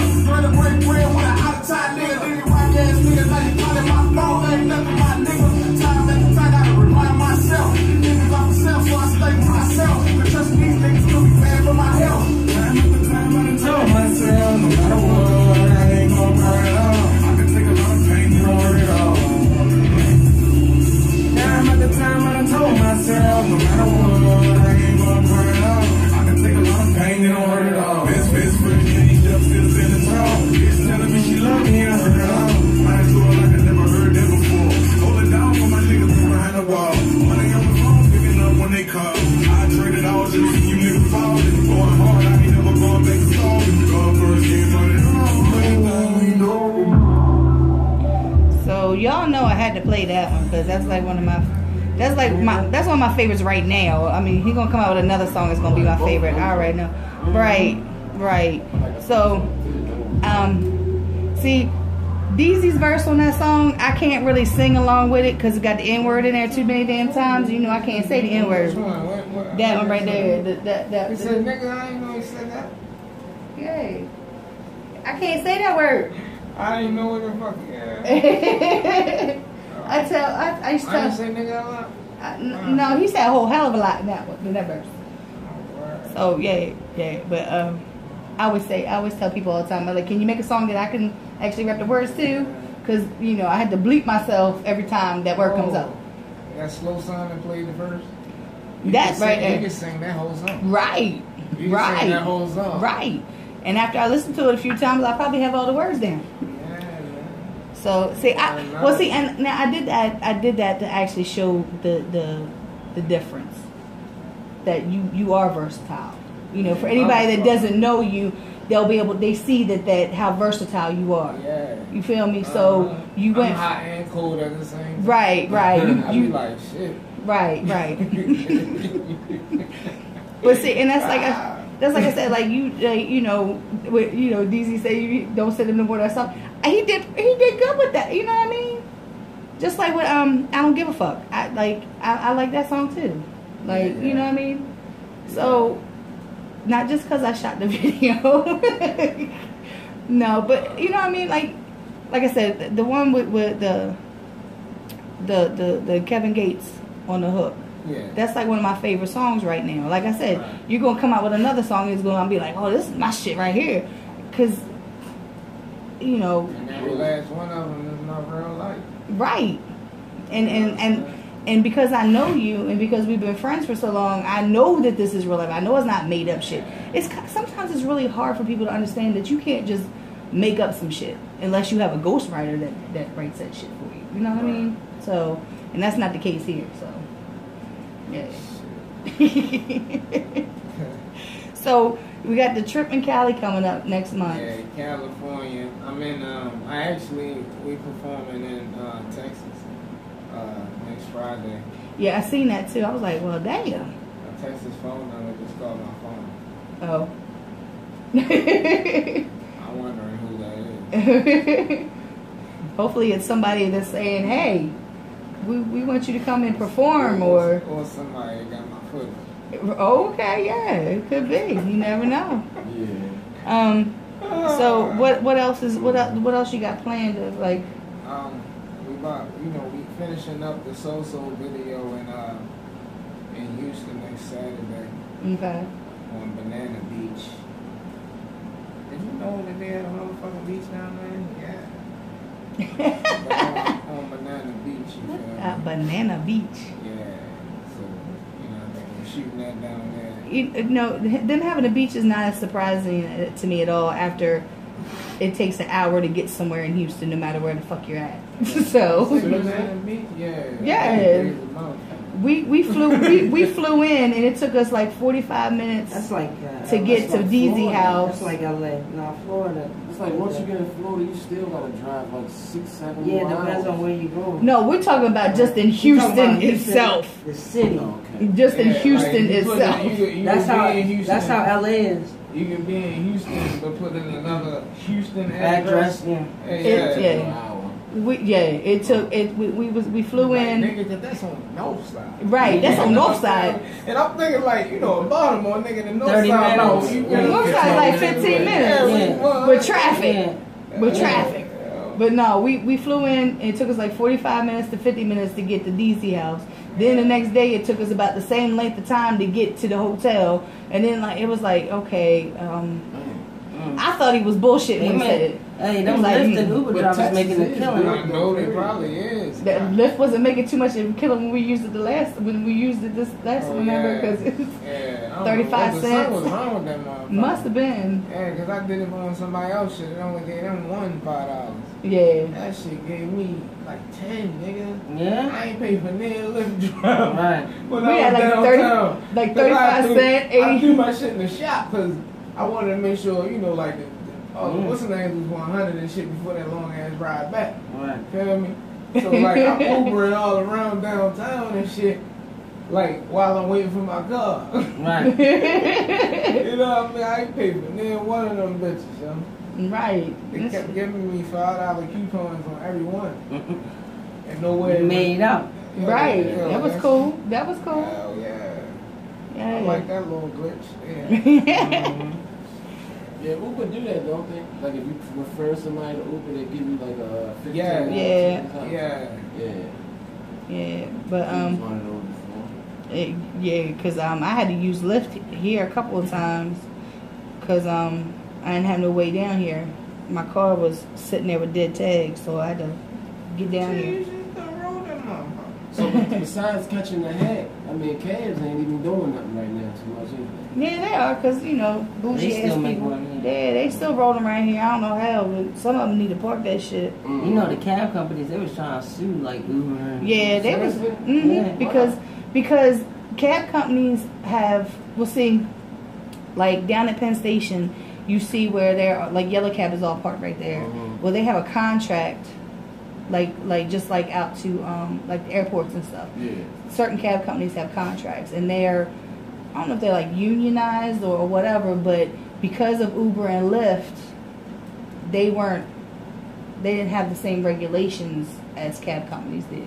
So they were trying to sue them. It didn't work because now you have Uber and Lyft everywhere. Yeah. I did not know that when you get an Uber, you can choose whether you want to be in a luxury car. Yeah. They got the big ones. It depends on how many people you got with you. Like they got that. Right. So I love Uber though. They tell you exactly how far. Now they got Uber Eats. Yeah. All that. Yeah, I use that shit. Did you? Yeah. Uber Eats. Yeah, I sent it to my mother and shit. Order food. I couldn't get back there to drop off something and shit. Oh, okay. So you Uber Eats or something? I Ubered the shit. Yeah. It was some foreign lady, yo, and I'm like, my mama ain't going to just like walk out to the car. I'm like, she ain't answering the phone. You gotta go knock on the door. So she like, knock on the door. Bitch, I'm not there. You feel me? That's just like when I order from somewhere and they bring it to the house, and you got to come out to the car. Oh, I got to come out to the car. Well, you don't get no tip. Why I got to come out to the car? Why I got to come out to the car? And not everybody does it. Like, I've only had like one guy say that, and I'm like, I don't come out to the car because I got little kids in the house. Like, I'll come outside. What the fuck we going to do? Right. Like, it's like when I moved, of course I lived on Poplar Grove when I first moved to Baltimore. So I had called for Domino's. Oh, we don't deliver there. Oh yeah. We don't deliver there. I was like, oh well, shit. They're afraid they're gonna get robbed, shot, something. But I've heard other people talk about doing like Uber Eats, and there's another one that does food. It's you have to certain amount or some shit. They said, I don't know. I just call around Stoko's or something. Stoko's around the corner. I make my son go pick it up. Yo, we need to get this. This looks so good. Chicken and waffles with a twist. I love that merch. Oh man, it's a waffle cone. Yeah. With the chicken inside. Ooh. Oh, they got a little chicken What is bites. that? I don't know. It looks You know, that'd be the good part about traveling. Right. Like, you remember when you go to a certain, oh, nigga, we gotta try this spot before we eat. Yeah, Roscoe's. We gotta hit Roscoe's. I love Roscoe's. Yo, I can't wait to eat that bitch next. Yo, you ever been that nigga? Like, their waffles got, like, it's like they add the motherfucking cinnamon and shit inside the waffles, yo. Them bitches good as hell. Yeah, I forgot to hit that spot while I was in Cali. Like I said, all I ate was tacos while I was out. You know, Jack in the Box it was this last time we were I there. got tired of it. I was one of them little Charlottesville type places. That was scary. It was. I watched people. I always watch people, and they was just looking. I was like, okay, what we gonna do here? I was like, I'm not getting out of the car. Y'all can hop out the car all you want. I'm not hopping out the car. I'm staying right here. So, anything else for, like, you know, going on right now? Yeah, I mean, hell, shit. You got California. You got Houston. You got Texas coming up. You got Cali next Friday. Yeah. You know, check my social media. Find a location, but and then after that we got Chino, California. Yeah. September 15th, and I'm also doing some East Coast dates. I'm not sure what they are right now. I seen where you said something about you might be doing a show in Baltimore. Yeah, in November. In November. Yeah. Yeah, because I had seen that, and I was like, "What the hell is he talking about? What show? I need to know details. I need to know who show it is because hey, I need to know. Because we gotta make this a movie. It gotta be special when I'm performing in the city. And the last time that was a misrepresentation. We gotta get this shit right. I just. Because it's not that I stopped going to shows. It's just that there really hasn't been too many shows that anybody's reached out to me. And it's like ever since that I put, if you want to book me for your event, you got to hit up my booking manager. And everybody's like, they don't want to go. Money, you know. But I'm just saying, like, you don't know how much I'm charging. Like, I know people don't look at my website because my website has my prices on there. But that doesn't mean that deals can't be made. That doesn't mean that negotiation, If you talk to my booking manager, more than likely, if you smart with her, she going to charge you exactly what it says. Because she's petty like that. But that's the reason why she's my booking manager. And she's a booking manager for an MC host and a male and a female exotic dancers. So, yeah. Wow. I need some female exotic dancers for this. I have a show coming up in November. I've got a cover for the female exotic dancers. It's actually shoot the professional video. Yeah, because make that happen. I gotta make out. You better talk to my booking manager. See, that's how it works with me, right? I can get you. You gotta talk to your booking manager. That way, it look like it's coming from you. Right. So that way, it ain't gonna be what it be if it's coming from me. Right. And I hope your booking manager is not tuned in right now. we can, I can probably get you not. female models too. Because dances. no. I mean, when I say These dances, I do not fucking mean they gotta really know how to dance. All of them they gotta do is take their well, the girls that Caramel, I'm pretty sure, yeah. the girls that Caramel has had on her last show, there was a couple of them. See, I keep telling people this. I'm not a lesbian by any means, but if I see a female, you heard it first right here. Remember, you heard it first. But I've said it before. But if a female looks good, I'm gonna say, God damn, she looks good. Yeah. That's just how. That's what I. That's how it should fact. be. And there's a couple of them girls she had on her. I was like, damn. Sheesh. I'm like, is that natural? Is her ass natural? Yeah. And then there's that one girl that she's got. Her name is Miss Tsunami, and she's short and she's thick. Yeah, she's very flexible. Yeah. I'm like, girl, how do you do that? I'm like, how the hell? You make that ass shake. They make up. Yeah. I'm telling you. That's why I said like. But see, like, and I do the male exotic dances too. Take pictures, take pictures of the shows and stuff. That shit, I'm like, yeah, okay. I'm not like, like I have people all the time. Oh, Lisa, you need to let me know when they're. Why? Like, you're paying to see ass that you can't have, to touch. I'll never understand that. Like I went to King and Diamonds downtown, down Baltimore Street, for Young Sack was throwing shows down there, rap shows. The first time I went in there, the security guard, you can't take pictures of the dancers. I don't give a fuck about them dancers. I'm here to take pictures of the artists. I don't give a fuck about them dancers. Them bitches was over there letting motherfuckers film them with the phone and take pictures of them. I said, but I can't take pictures of them. I said, I'm not taking pictures. I said, you want to see? You want to see? He was like, nah, that's okay. I was like, all right then. There was one girl there that was bad as shit. She got all the way up top, huh? Was that there? No. But I thought it was that night I was about to fight that nigga, yo. Who? Man, one of these little rapping girl boyfriends. Oh no! But there was one girl. She got all the way up at the top. There was a bar. There were the poles, and then there was a bar that was across the top. Right. And next thing I looked up at her, her ass was up there in a split. How the fuck she get the hell up? What the hell? Only problem with her was she walked past and her feet smelled like corn chips. And not even the Frito corn chips, the generic brand corn chips. Generic brand, I thought you were going to say chili cheese. No, not the chili cheese. No. She be on the Frito.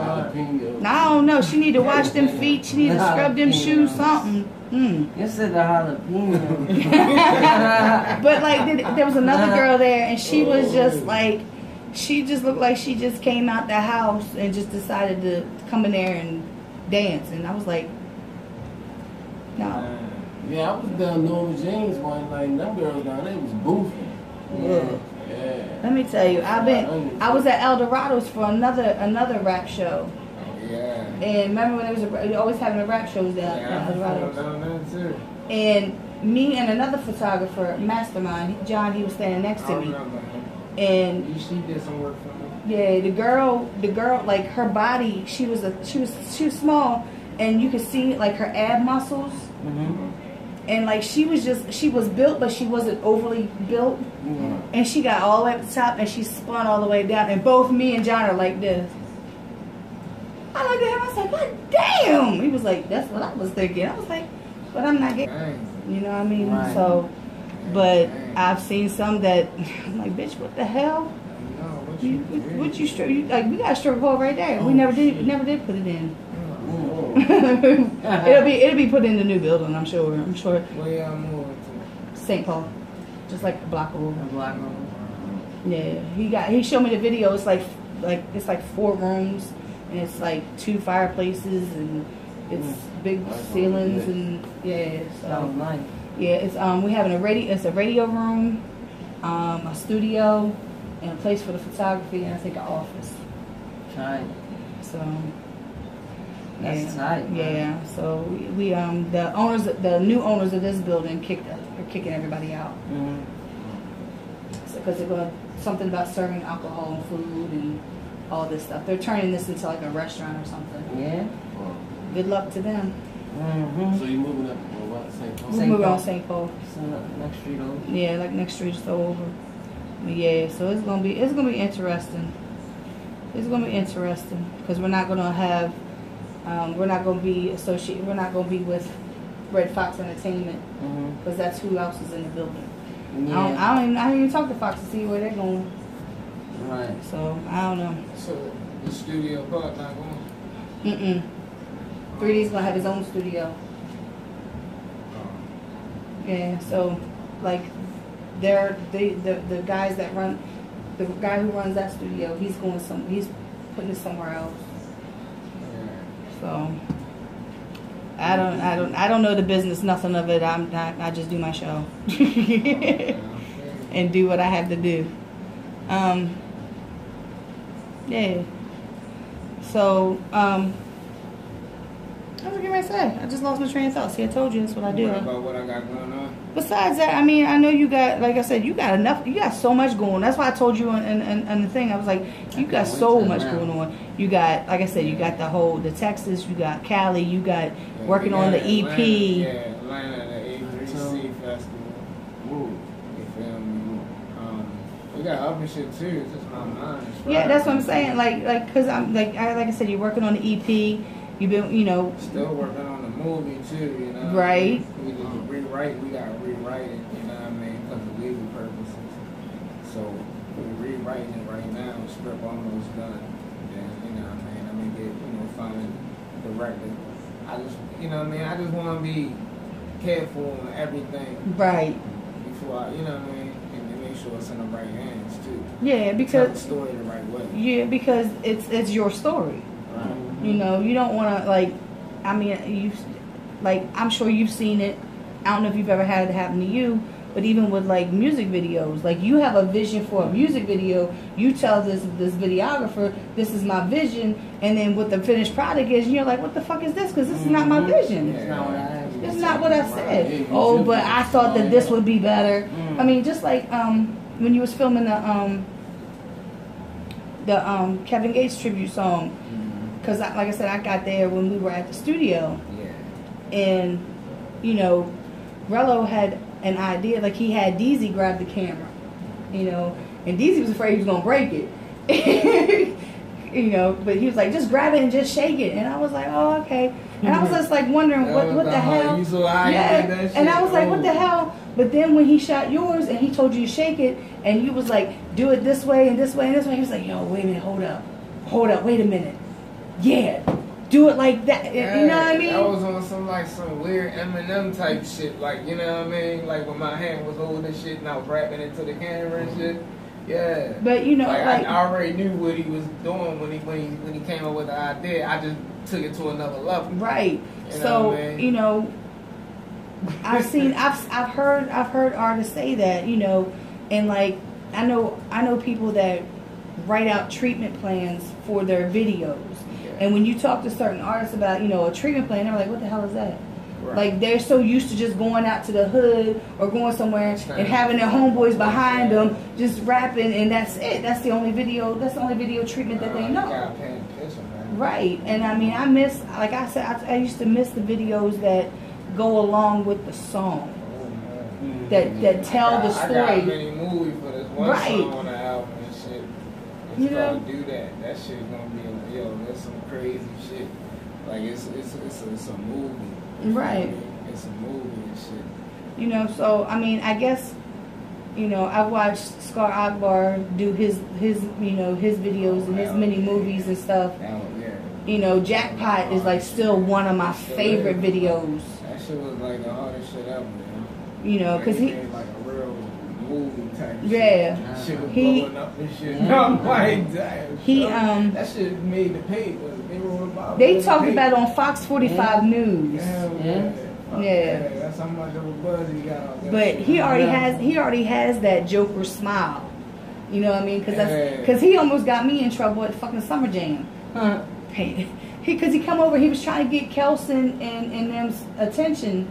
He was trying to get Kelson and Squirrel Wise's attention. So he was standing there because I was inside the little fence thing, the little gate.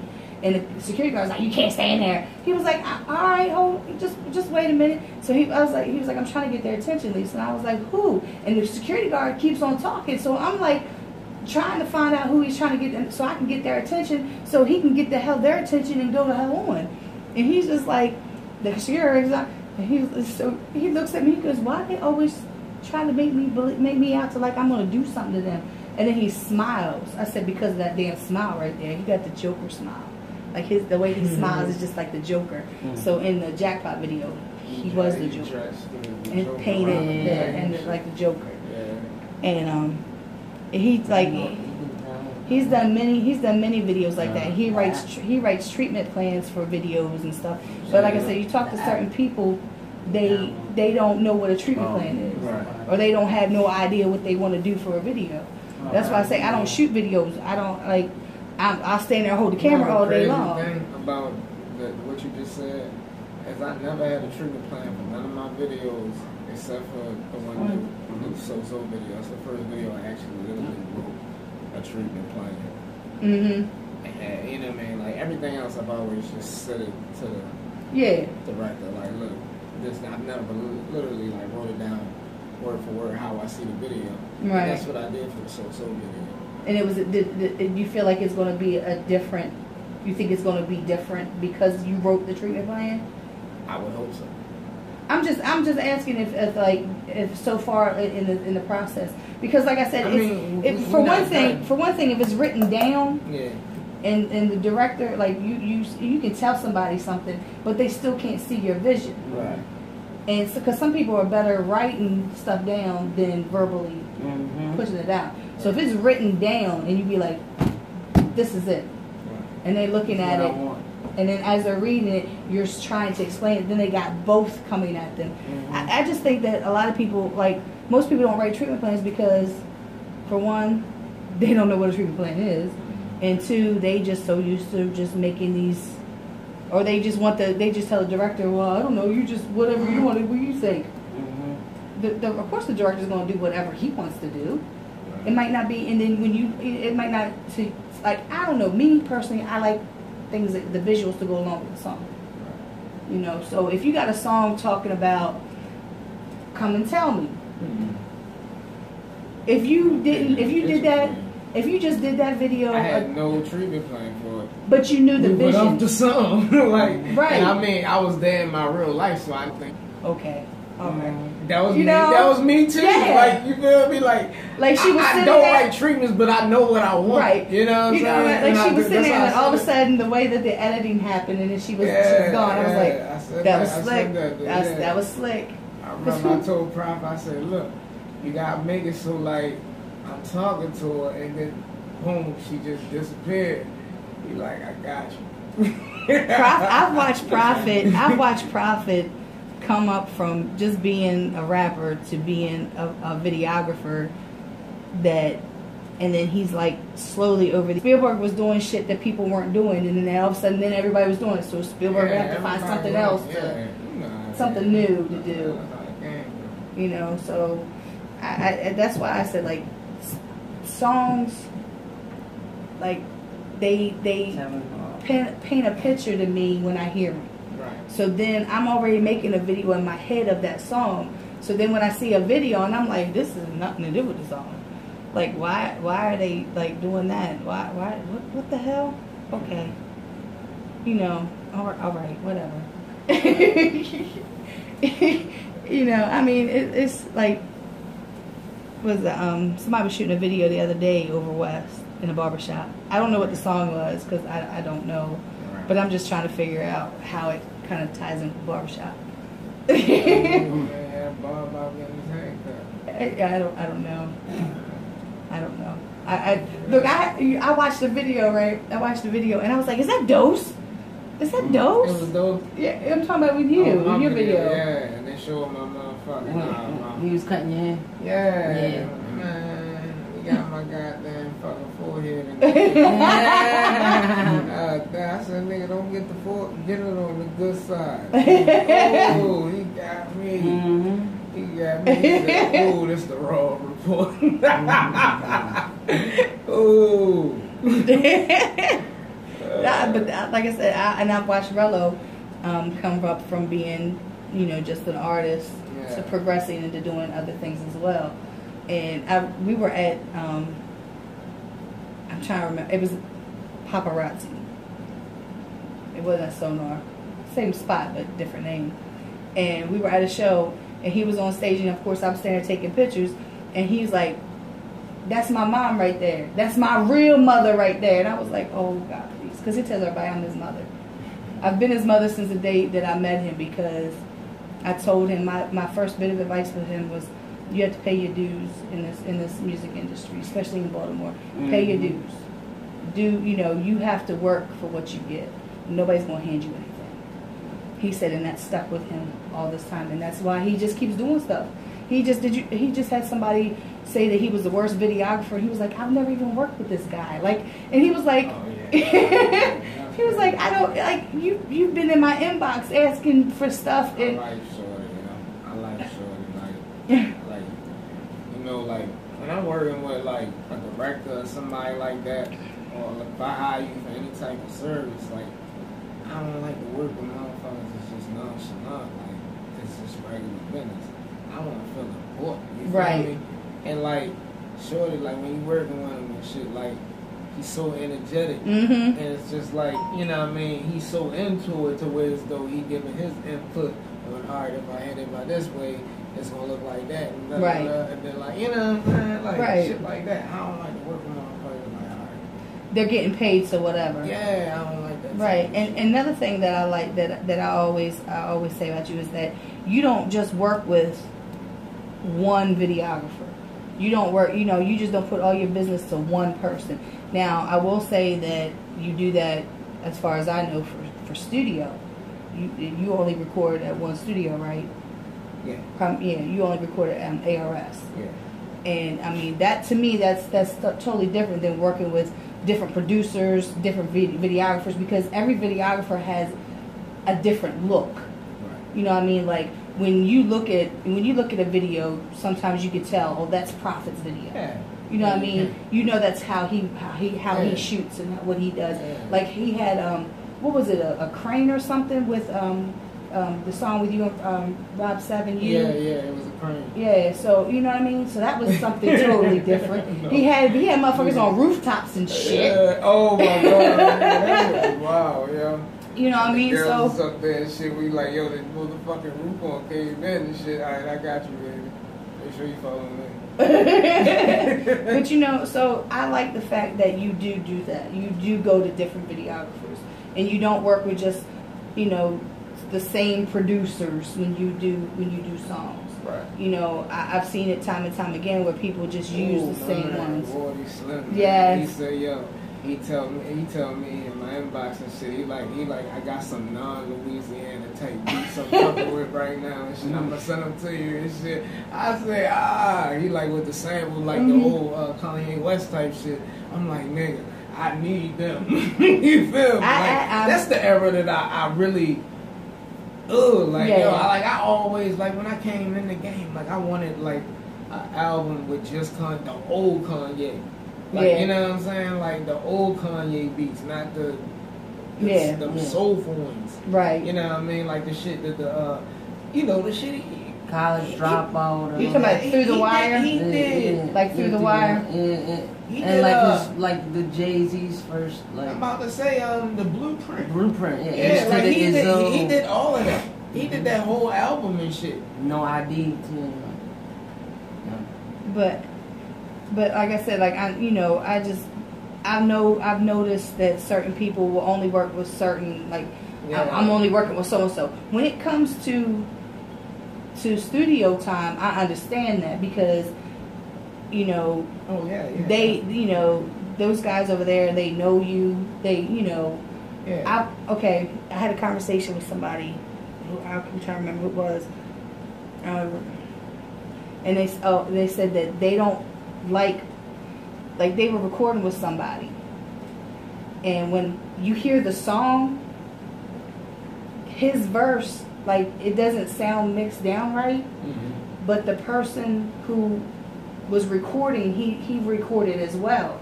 Well, he's already got the presets for his voice and everything in there, like, so his shit sounded flawless.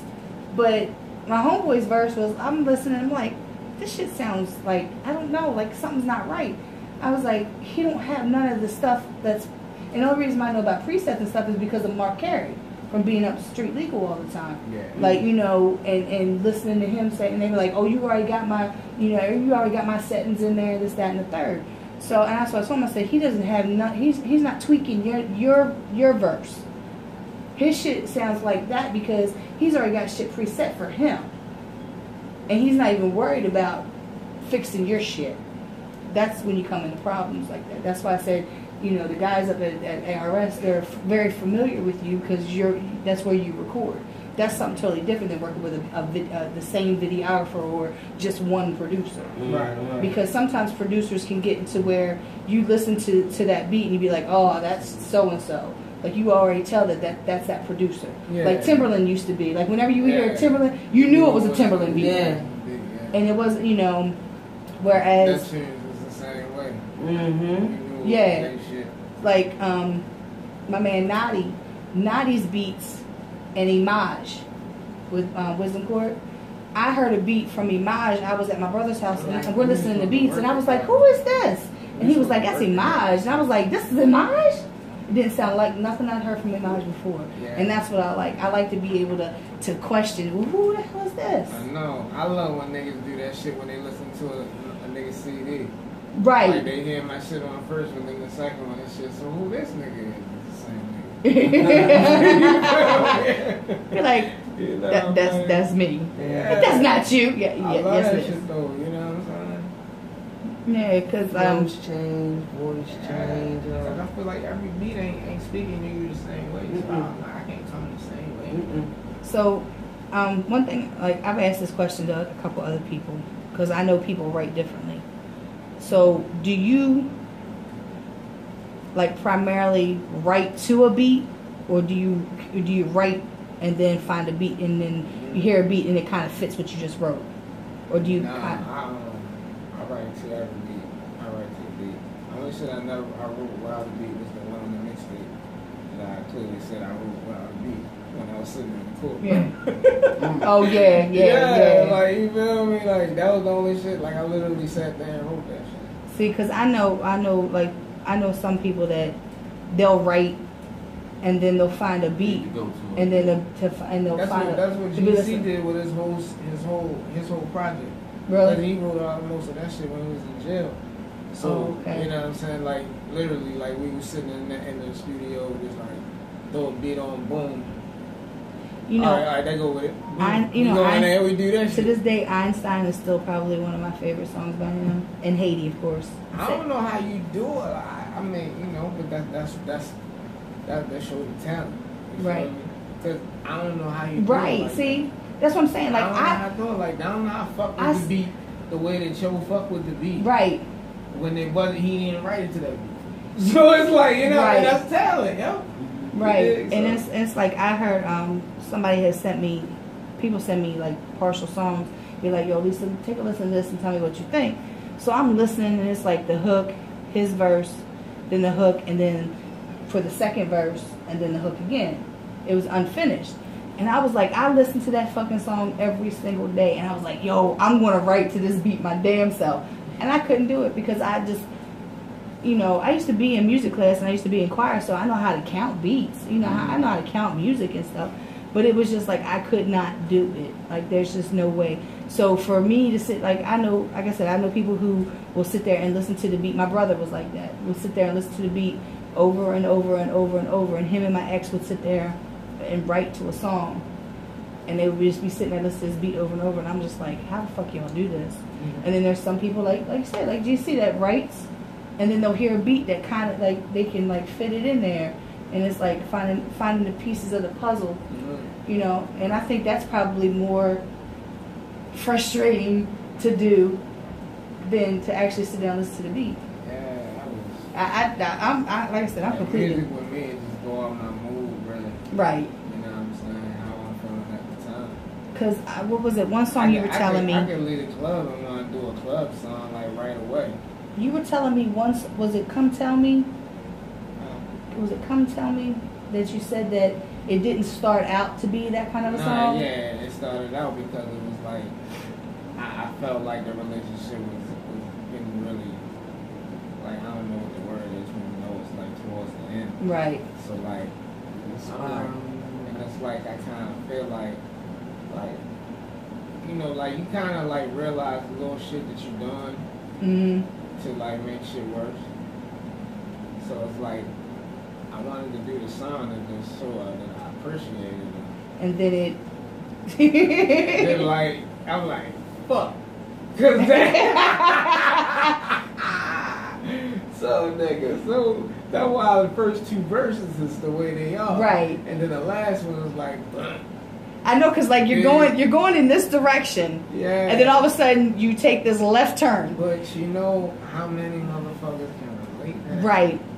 You know what I'm saying? Right. Because it happens like that for a lot of people, and a lot of people don't even shed light on shit like that. They'll probably play dumb or some shit like, oh, that shit ain't happened to me. Try to sweep it under the rug. But when you hear another nigga actually admit to it and shit, it make you feel a little better about, alright, man, that shit happened to me too. I fuck with this nigga. Right. You know what I'm saying? Right. It be that type of shit. You know what I mean? Like I said, that's the reason why, like, I think a lot of people can really vibe to your music because they can feel that shit.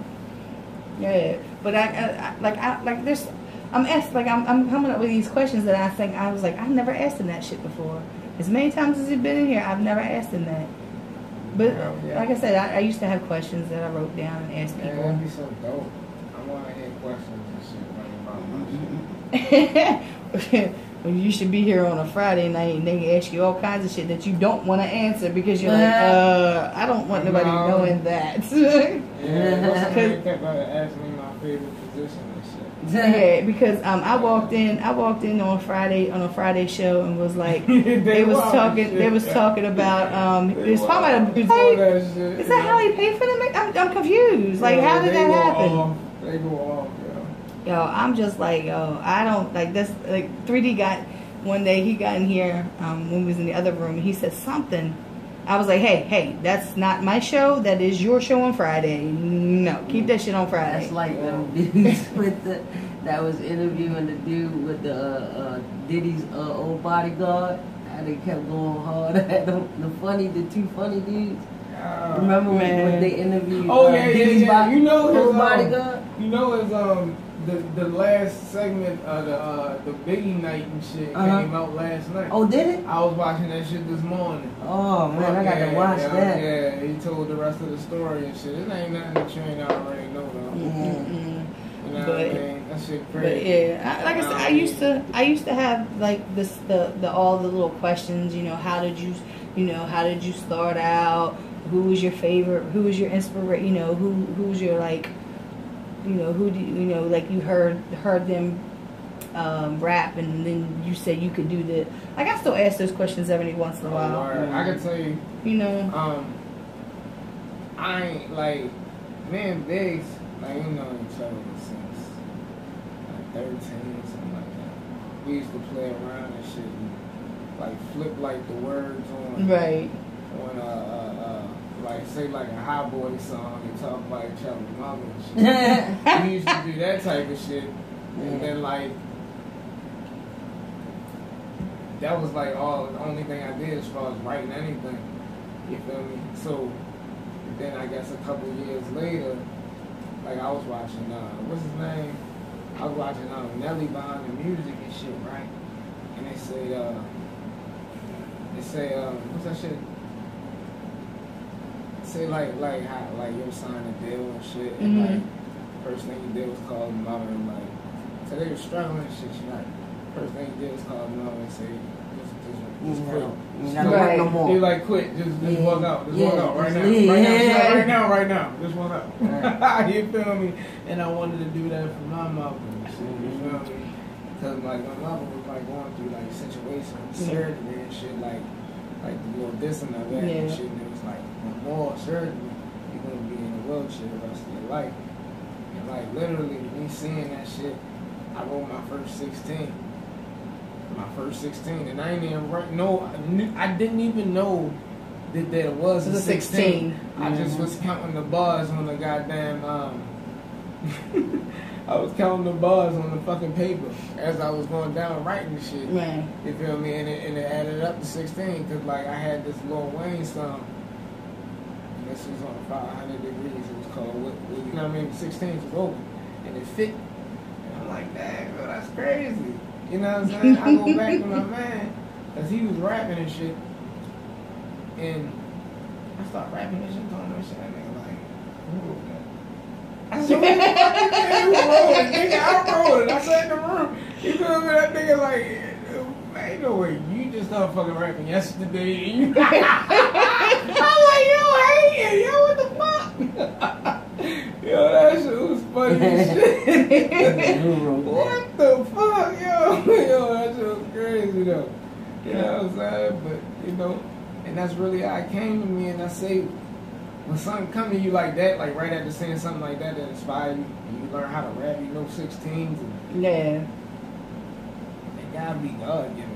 You know what I'm saying? Like, right. You really do. You know, it's just like, you know what I mean? Just did that shit. Same week, I go to the studio and we record some shit. Street legal in the motherfucking basement.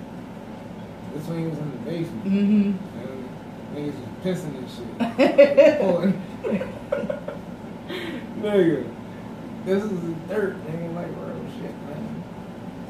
I'm telling you, like I said, I've asked you so many questions over the time, like over all the different interviews. I don't know if there's any in the refrigerator or not. In that little spot, in a little spot. But like I said, I you know, I've asked you so many questions as many times as I've done had you on here interviewing you. I'd be forgetting what I've asked you.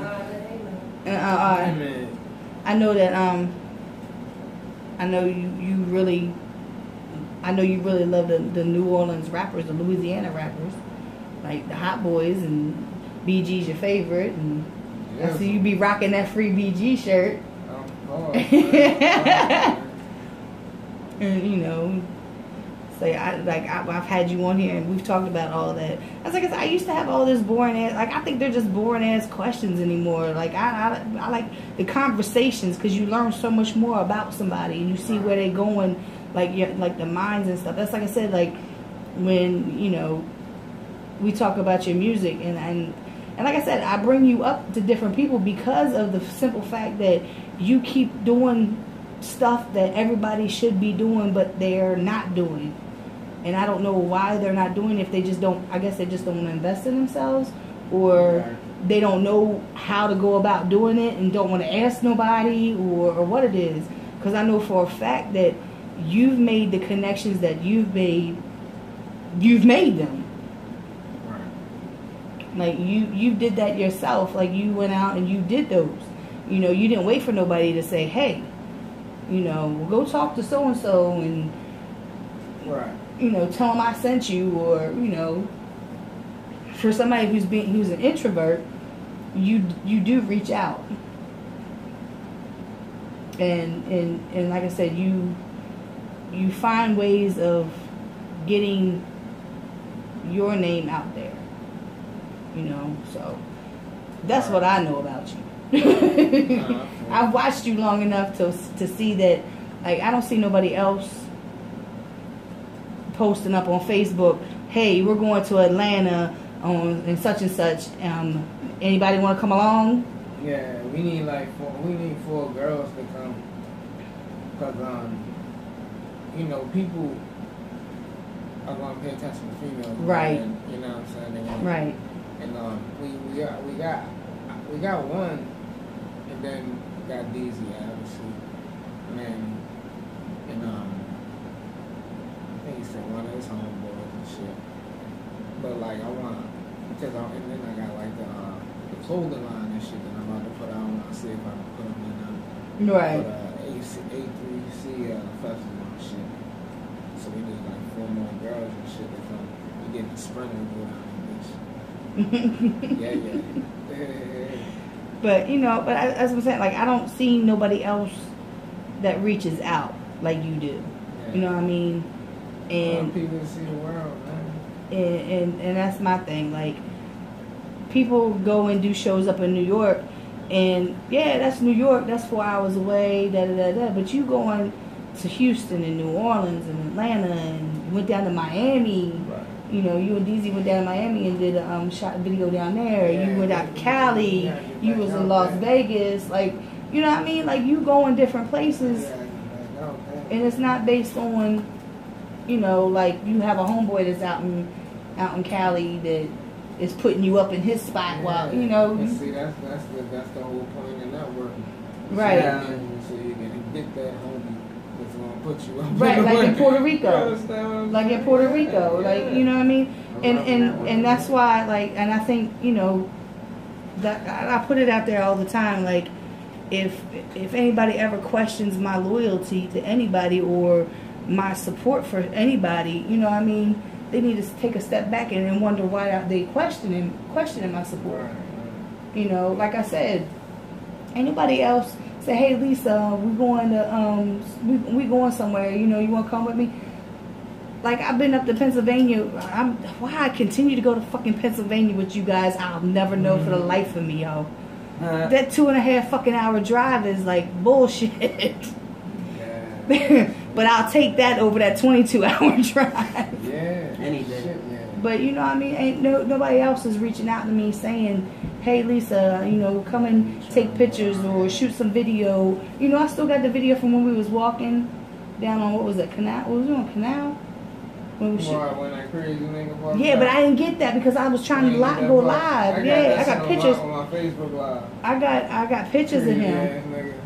I got pictures of him. Old nigga, yo. Where was that at? Right, he had, in New Orleans. Yo, he was talking so much shit. He was talking so much shit. It was hilarious. I got like that nigga on live and shit. Yeah.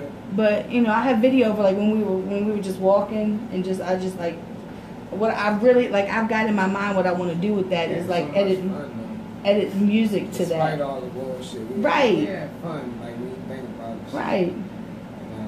Because it was in the other car. Yeah. I had fun going to North Carolina with. Yeah. Mm-hmm. We usually had fun on these trips. Yeah. Holy shit. Nigga, we have fun every time we go out. Yeah. That's how, like, when I know somebody's telling me, like, cause you know how, like, sometimes somebody put it in your head, you're a bad person. You think to yourself like that, I might be a bad person. Yeah. But then when you think to yourself that something goes right every fucking time, then one time we bring you, everything goes to shit. That can clearly tell it's not me, you know? Yo, because I'm going to tell you, what was it? I almost was sober for a second. I'm like, because I know I keep going off, but yo, keep pushing me, though. Yeah. Yeah. Oh, you was talking about that last trip. Yeah. Oh my God. We can tell stories for years for that trip. I'm telling you, I might have dementia, and I'm gonna remember that trip. I'm telling you right now. When I'm in the nursing home, wearing my Depends, I'm gonna remember that trip. Just imagine what my first real tour gonna be, yo. It's gonna be fun. Yo, cause you can see like all of the fucking adventures that we have. And we just independent, yo. Yeah. We got our fucking adventure for every goddamn place we go. Yo, I remember I remember before you we were sitting outside Sonar. This one was Sonar. Yeah. Steve is sitting, the car door is open. Steve's sitting in the car door talking hella shit. I think this might have been the first time I heard you say it. And you was sitting there and you was just talking hella shit, and I'm dying laughing because he was talking about eating a sub or something. And I was saying, he's like, where your mother at? Yep. And he was like, where your mother at? I was like, yo, I was drunk as a motherfucker. I was like, yo, it was supposed to be some business party. Like, they was supposed to show up or something, and then they was like, no, we ain't coming or some shit. Yeah. And I was all mad, so like the assholes started showing and shit. He said, well, where your mother at? Where your mother at? Yeah, that was wild. But, shit, but then that shit stuck with me and shit, yo. Yeah. I swear, like, niggas start saying that shit. I'm like, yo, I'm like, I had something right here and shit. Yeah, so it's kind of been like one of his little catchphrases. Yeah. You know what I mean? So. Like, I don't get tired or something like that. Yeah. But we've had, like, we've been in places and had fun. Like I said, him and my daughter, when I used to have my showcases called In the Spotlight, and he would come through. Wasn't performing. We was like the same man and Apollo yeah. and shit. And when they go up there, he was bullshit. We like, yeah, we start laughing right in this nigga face. Right, because my daughter, like I said, she petty like that. And that's the one that calls. This nigga here, so.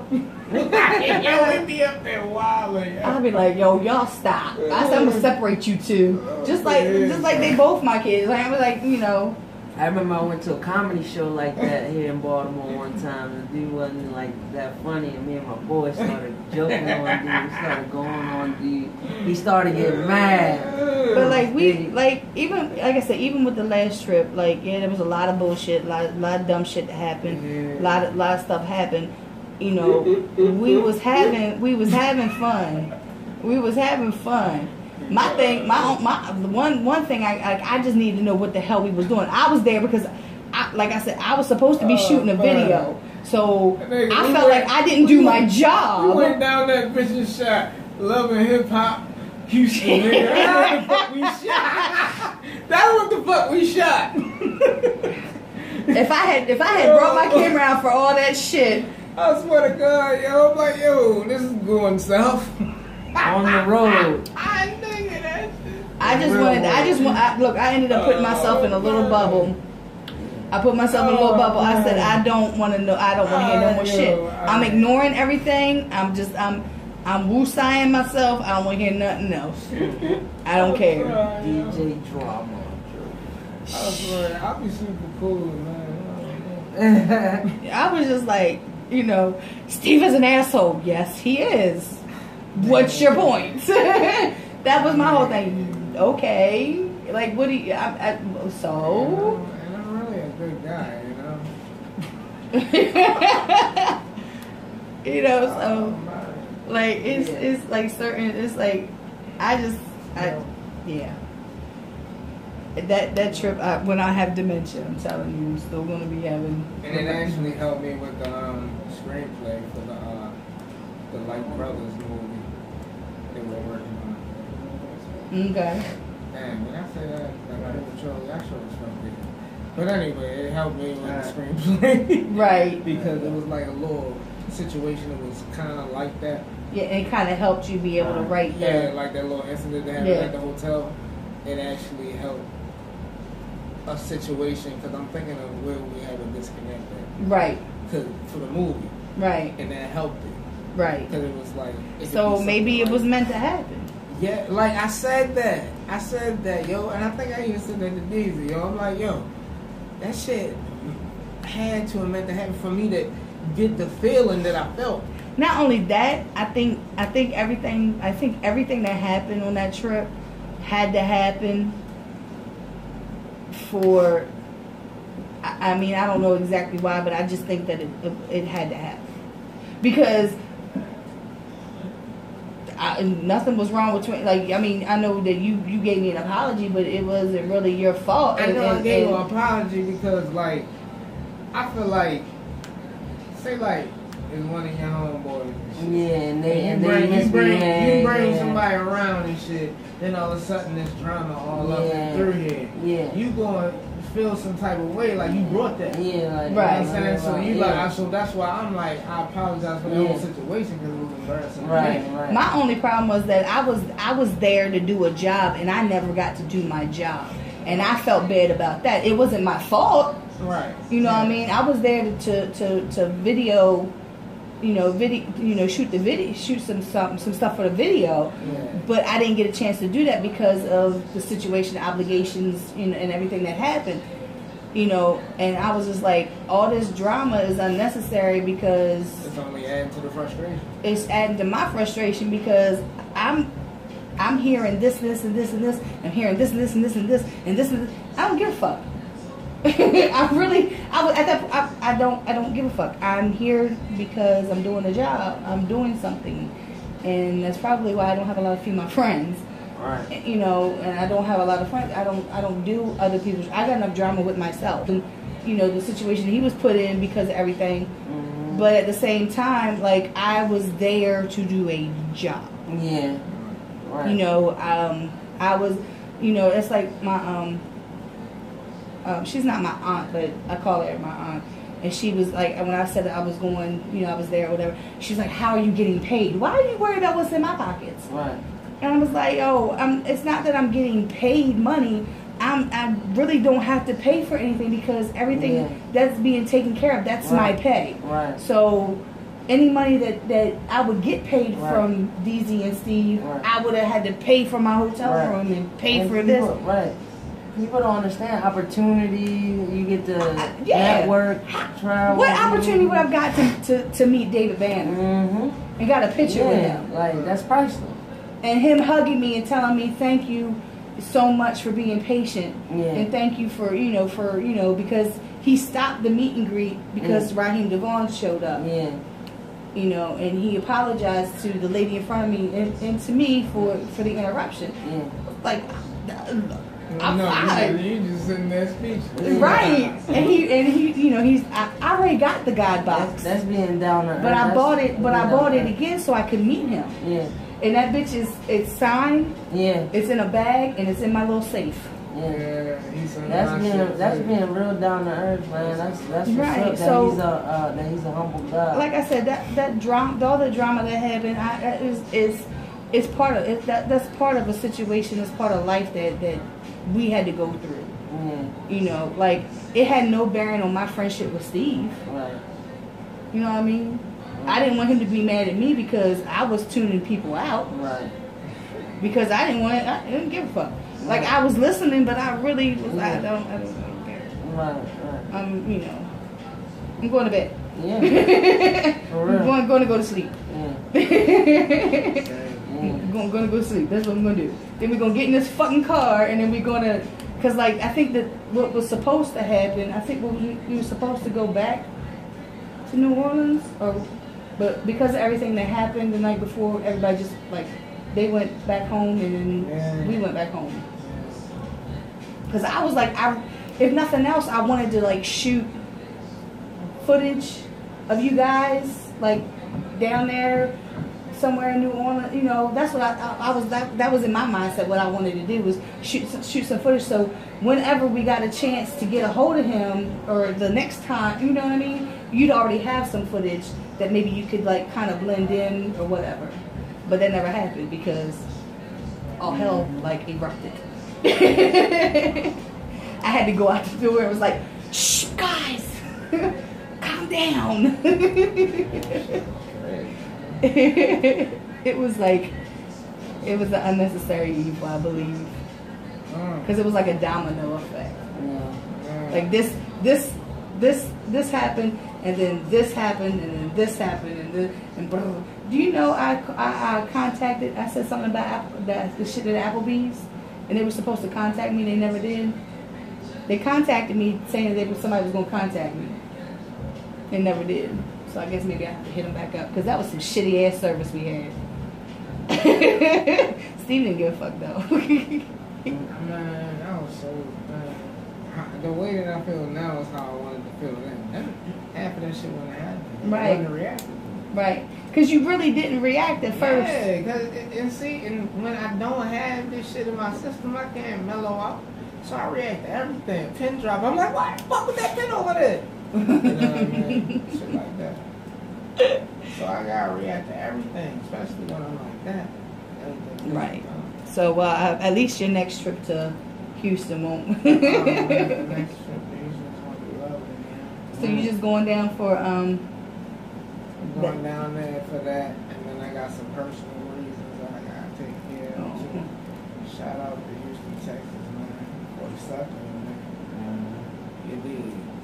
Yeah, because like I said, when you had an interview down there on the radio station down there. Yeah, I gotta get back on the radio and shit, because I gotta put out a reward for whoever finds my footage for the fucking video. Oh, damn. I I gotta get down there and get on the radio. Please don't let me see you on the news. We gotta post pictures. We gotta post pictures and shit with a reward on it and shit. I think I got some pictures of him. Oh yeah. You can tag him and shit. He won't respond to the tag. You can call his phone. He won't answer the phone. You can call his upper phone. He won't answer his upper phone. You know what I'm saying? I don't get it. I bet he respond to a knock on the front door. I know. I'm just saying. I'm just saying. I'm just saying. Tight if you give me Jay Prince down that joint. I know, cause you know what I said to Jay Prince? I'll be like, look, nigga, I need to take care of something. Nigga, you gotta look at my motherfucking footage. Yeah. They'll get that shit. Motherfucking footage. They'll get that shit. You feel me?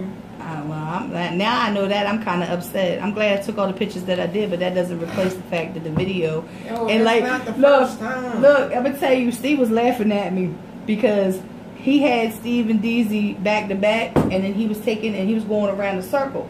So he was like, you have to either stay behind me so you don't get in a shot. Well, I was going around the circle with him. I was like, fuck this. So I ran over. He was like, I wish to God that I could have recorded you running over. I was like, no, you don't. No. Behind. But yeah, because I was like, okay, I can keep. I was like, my fat ass can't keep up with his ass. Oh, hell no. Yeah. No. Then I was getting eaten up by them big ass fucking mosquitoes. He offer good service. He just, man, that's word, yo. And like, you know how like it's a nigga that fuck up, but you give him a second chance. Right. And then he proved, you know what I mean, he was stupid the first time.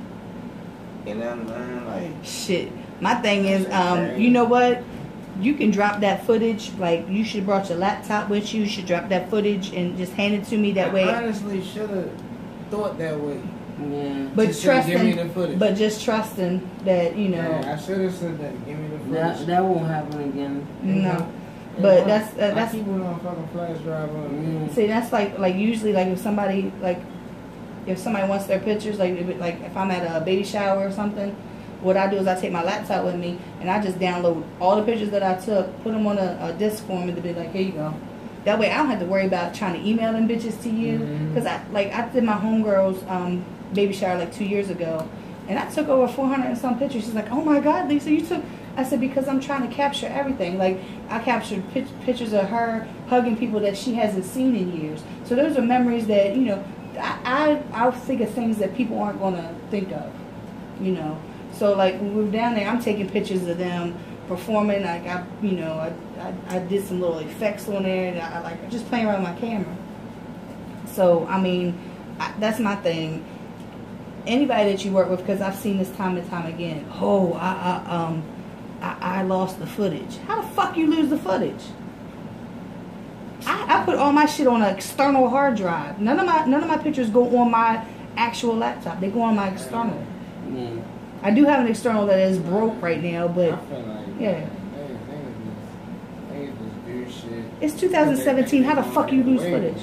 Niggas do shit because they think they're gonna get away with it. You know what I'm saying? You know, it's like I heard somebody did a video shoot, this, that, and the third, and then next thing you know, the dude said his camera got stolen. Why was the footage still on the fucking camera like a month later? That footage should have been on a hard drive somewhere. Maybe I just think like it. Is it just me? Nah, but this is true. I'm just saying, like I'm not understanding. I'm not understanding at all. When he ain't get time to do it. I'm just saying. I mean, me, like right now, my pictures from last Tuesday night are still on my chip, but my chip is inside of my laptop because I couldn't find my external because I was moving my bedroom. Right. So I just found everything today. So I'll be working on the pictures. Well, I won't be working on them tomorrow because I'm gonna be at 3 different wineries.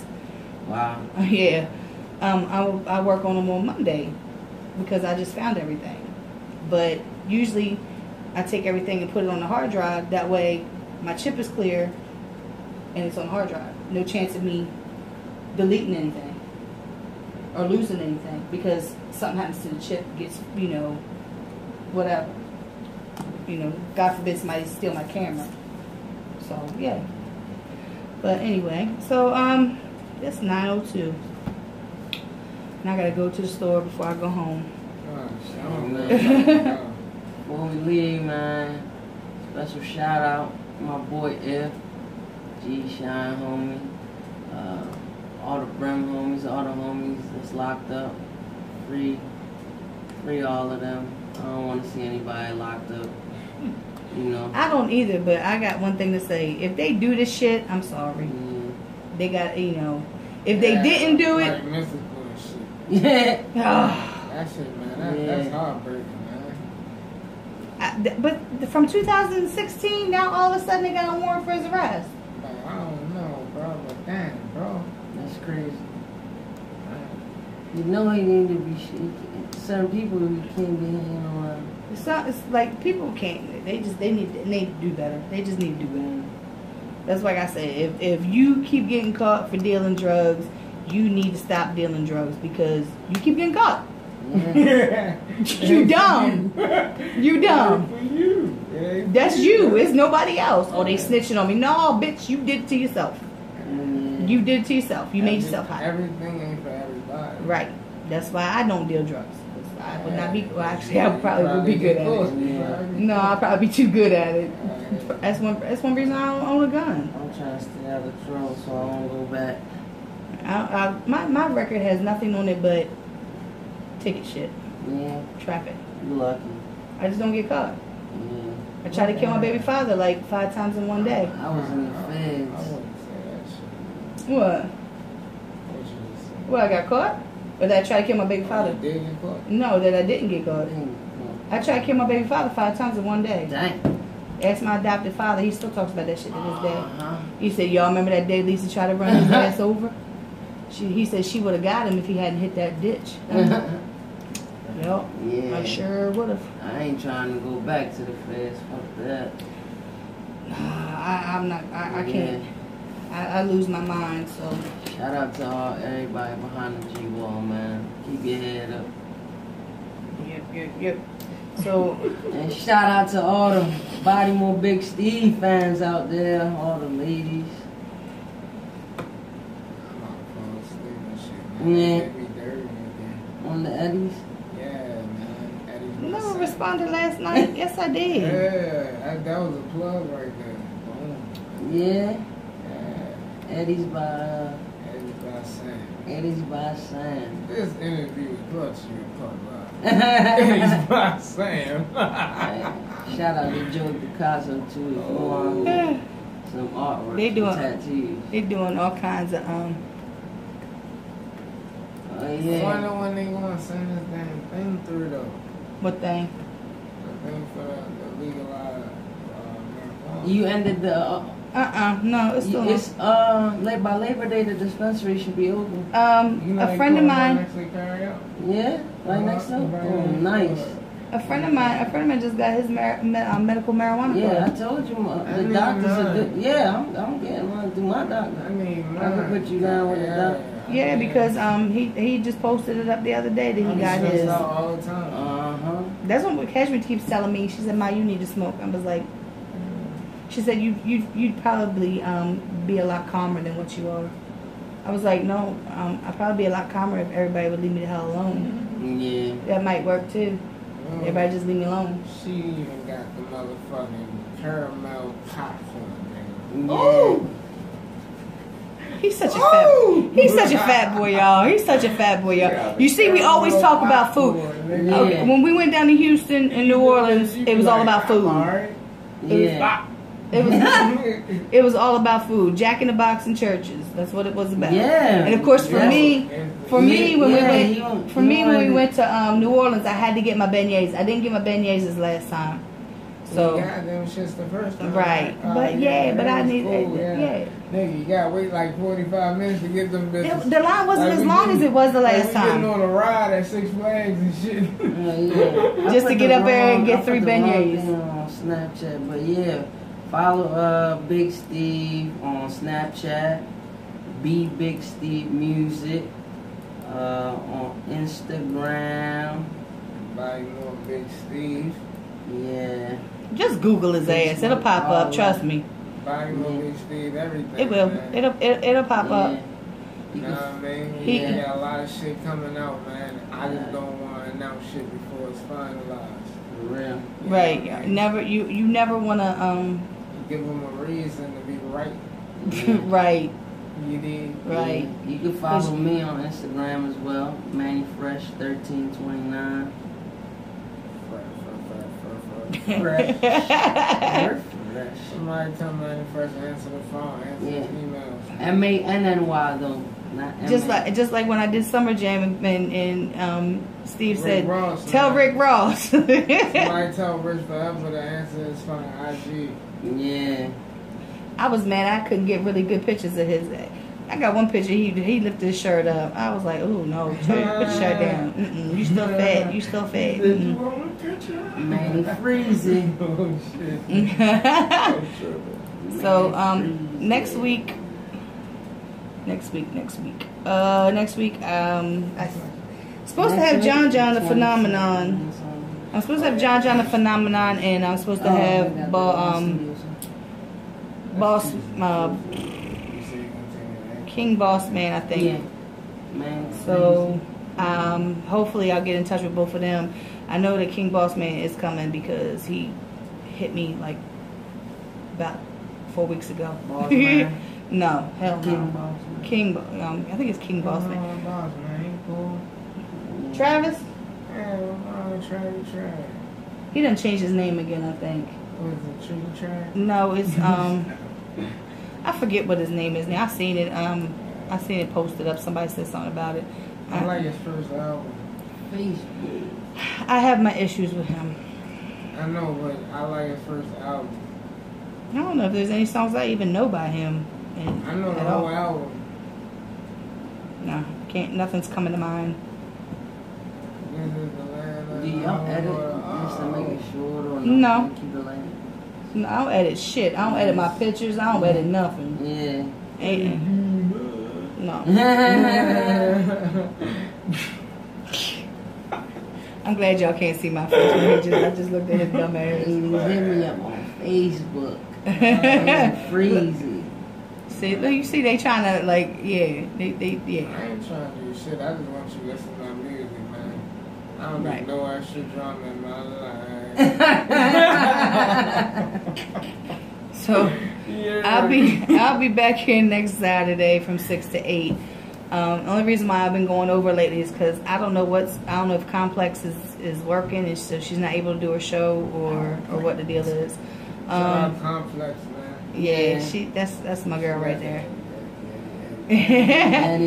So so we're gonna get out of here, go home, see if my godson's still alive or if my daughter has killed him. I want somebody mother to make me some spaghetti. Oh damn! With brown chicken. So I wish you find somebody's mother. So you stop asking where your mother. Where your mother at? Anybody mother out there want to cook me some spaghetti with brown chicken? Okay, you get me in 240-310-0045. He just gave out his damn phone number. Do me a favor, text me, don't call because I'm not going to answer. Right. Better off texting first.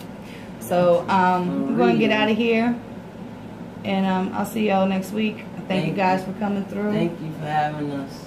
And he just hit his head again. That's because he got that damn somebody out for you. That's because he got. Yeah, I want to give a shout out to my lovely baby mother and my son Cam and my daughter Samara. That's it. That's it. Everybody else. Hold on. One more thing. Professional featuring. Freelance Test is everywhere for streaming. Tidal, iTunes, Spotify. You know what I mean? Apple Music, all that shit.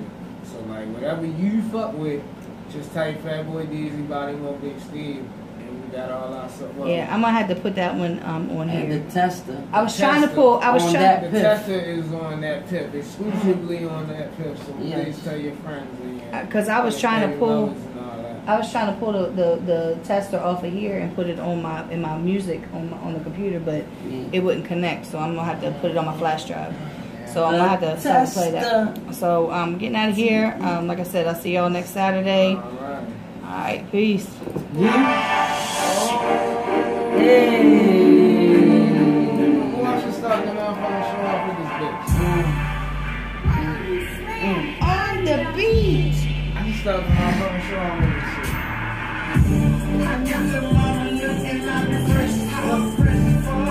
I hate this. too little. That too little. I hate that on the CD. That is the editing. Yo, you know what's the one I like on the song? So on YouTube. So how do I get to this on YouTube? Go to Baltimore Paparazzi YouTube channel. It's not gonna be on there right now because it's still on. It's still live. You got the whole test on there? No, I have it on my phone. Oh, okay. Yeah, the one I like.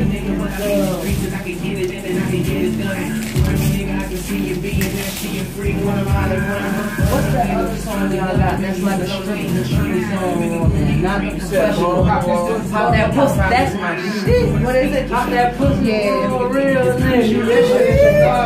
That is the. I want to be the kid. That's my joint. Huh?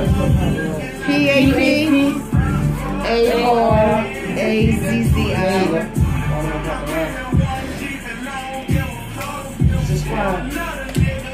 I don't give a fuck. Mama looking at the first fuck. He done brought that shit in here.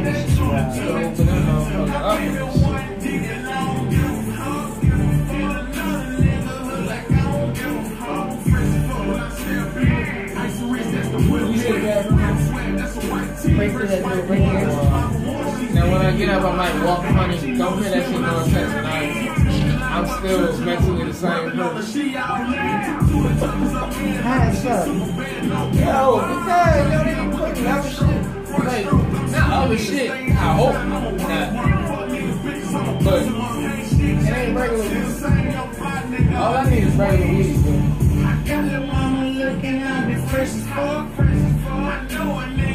You got professional? No, I was supposed to say I gotta put it on here. I was trying to pull the whole tester off.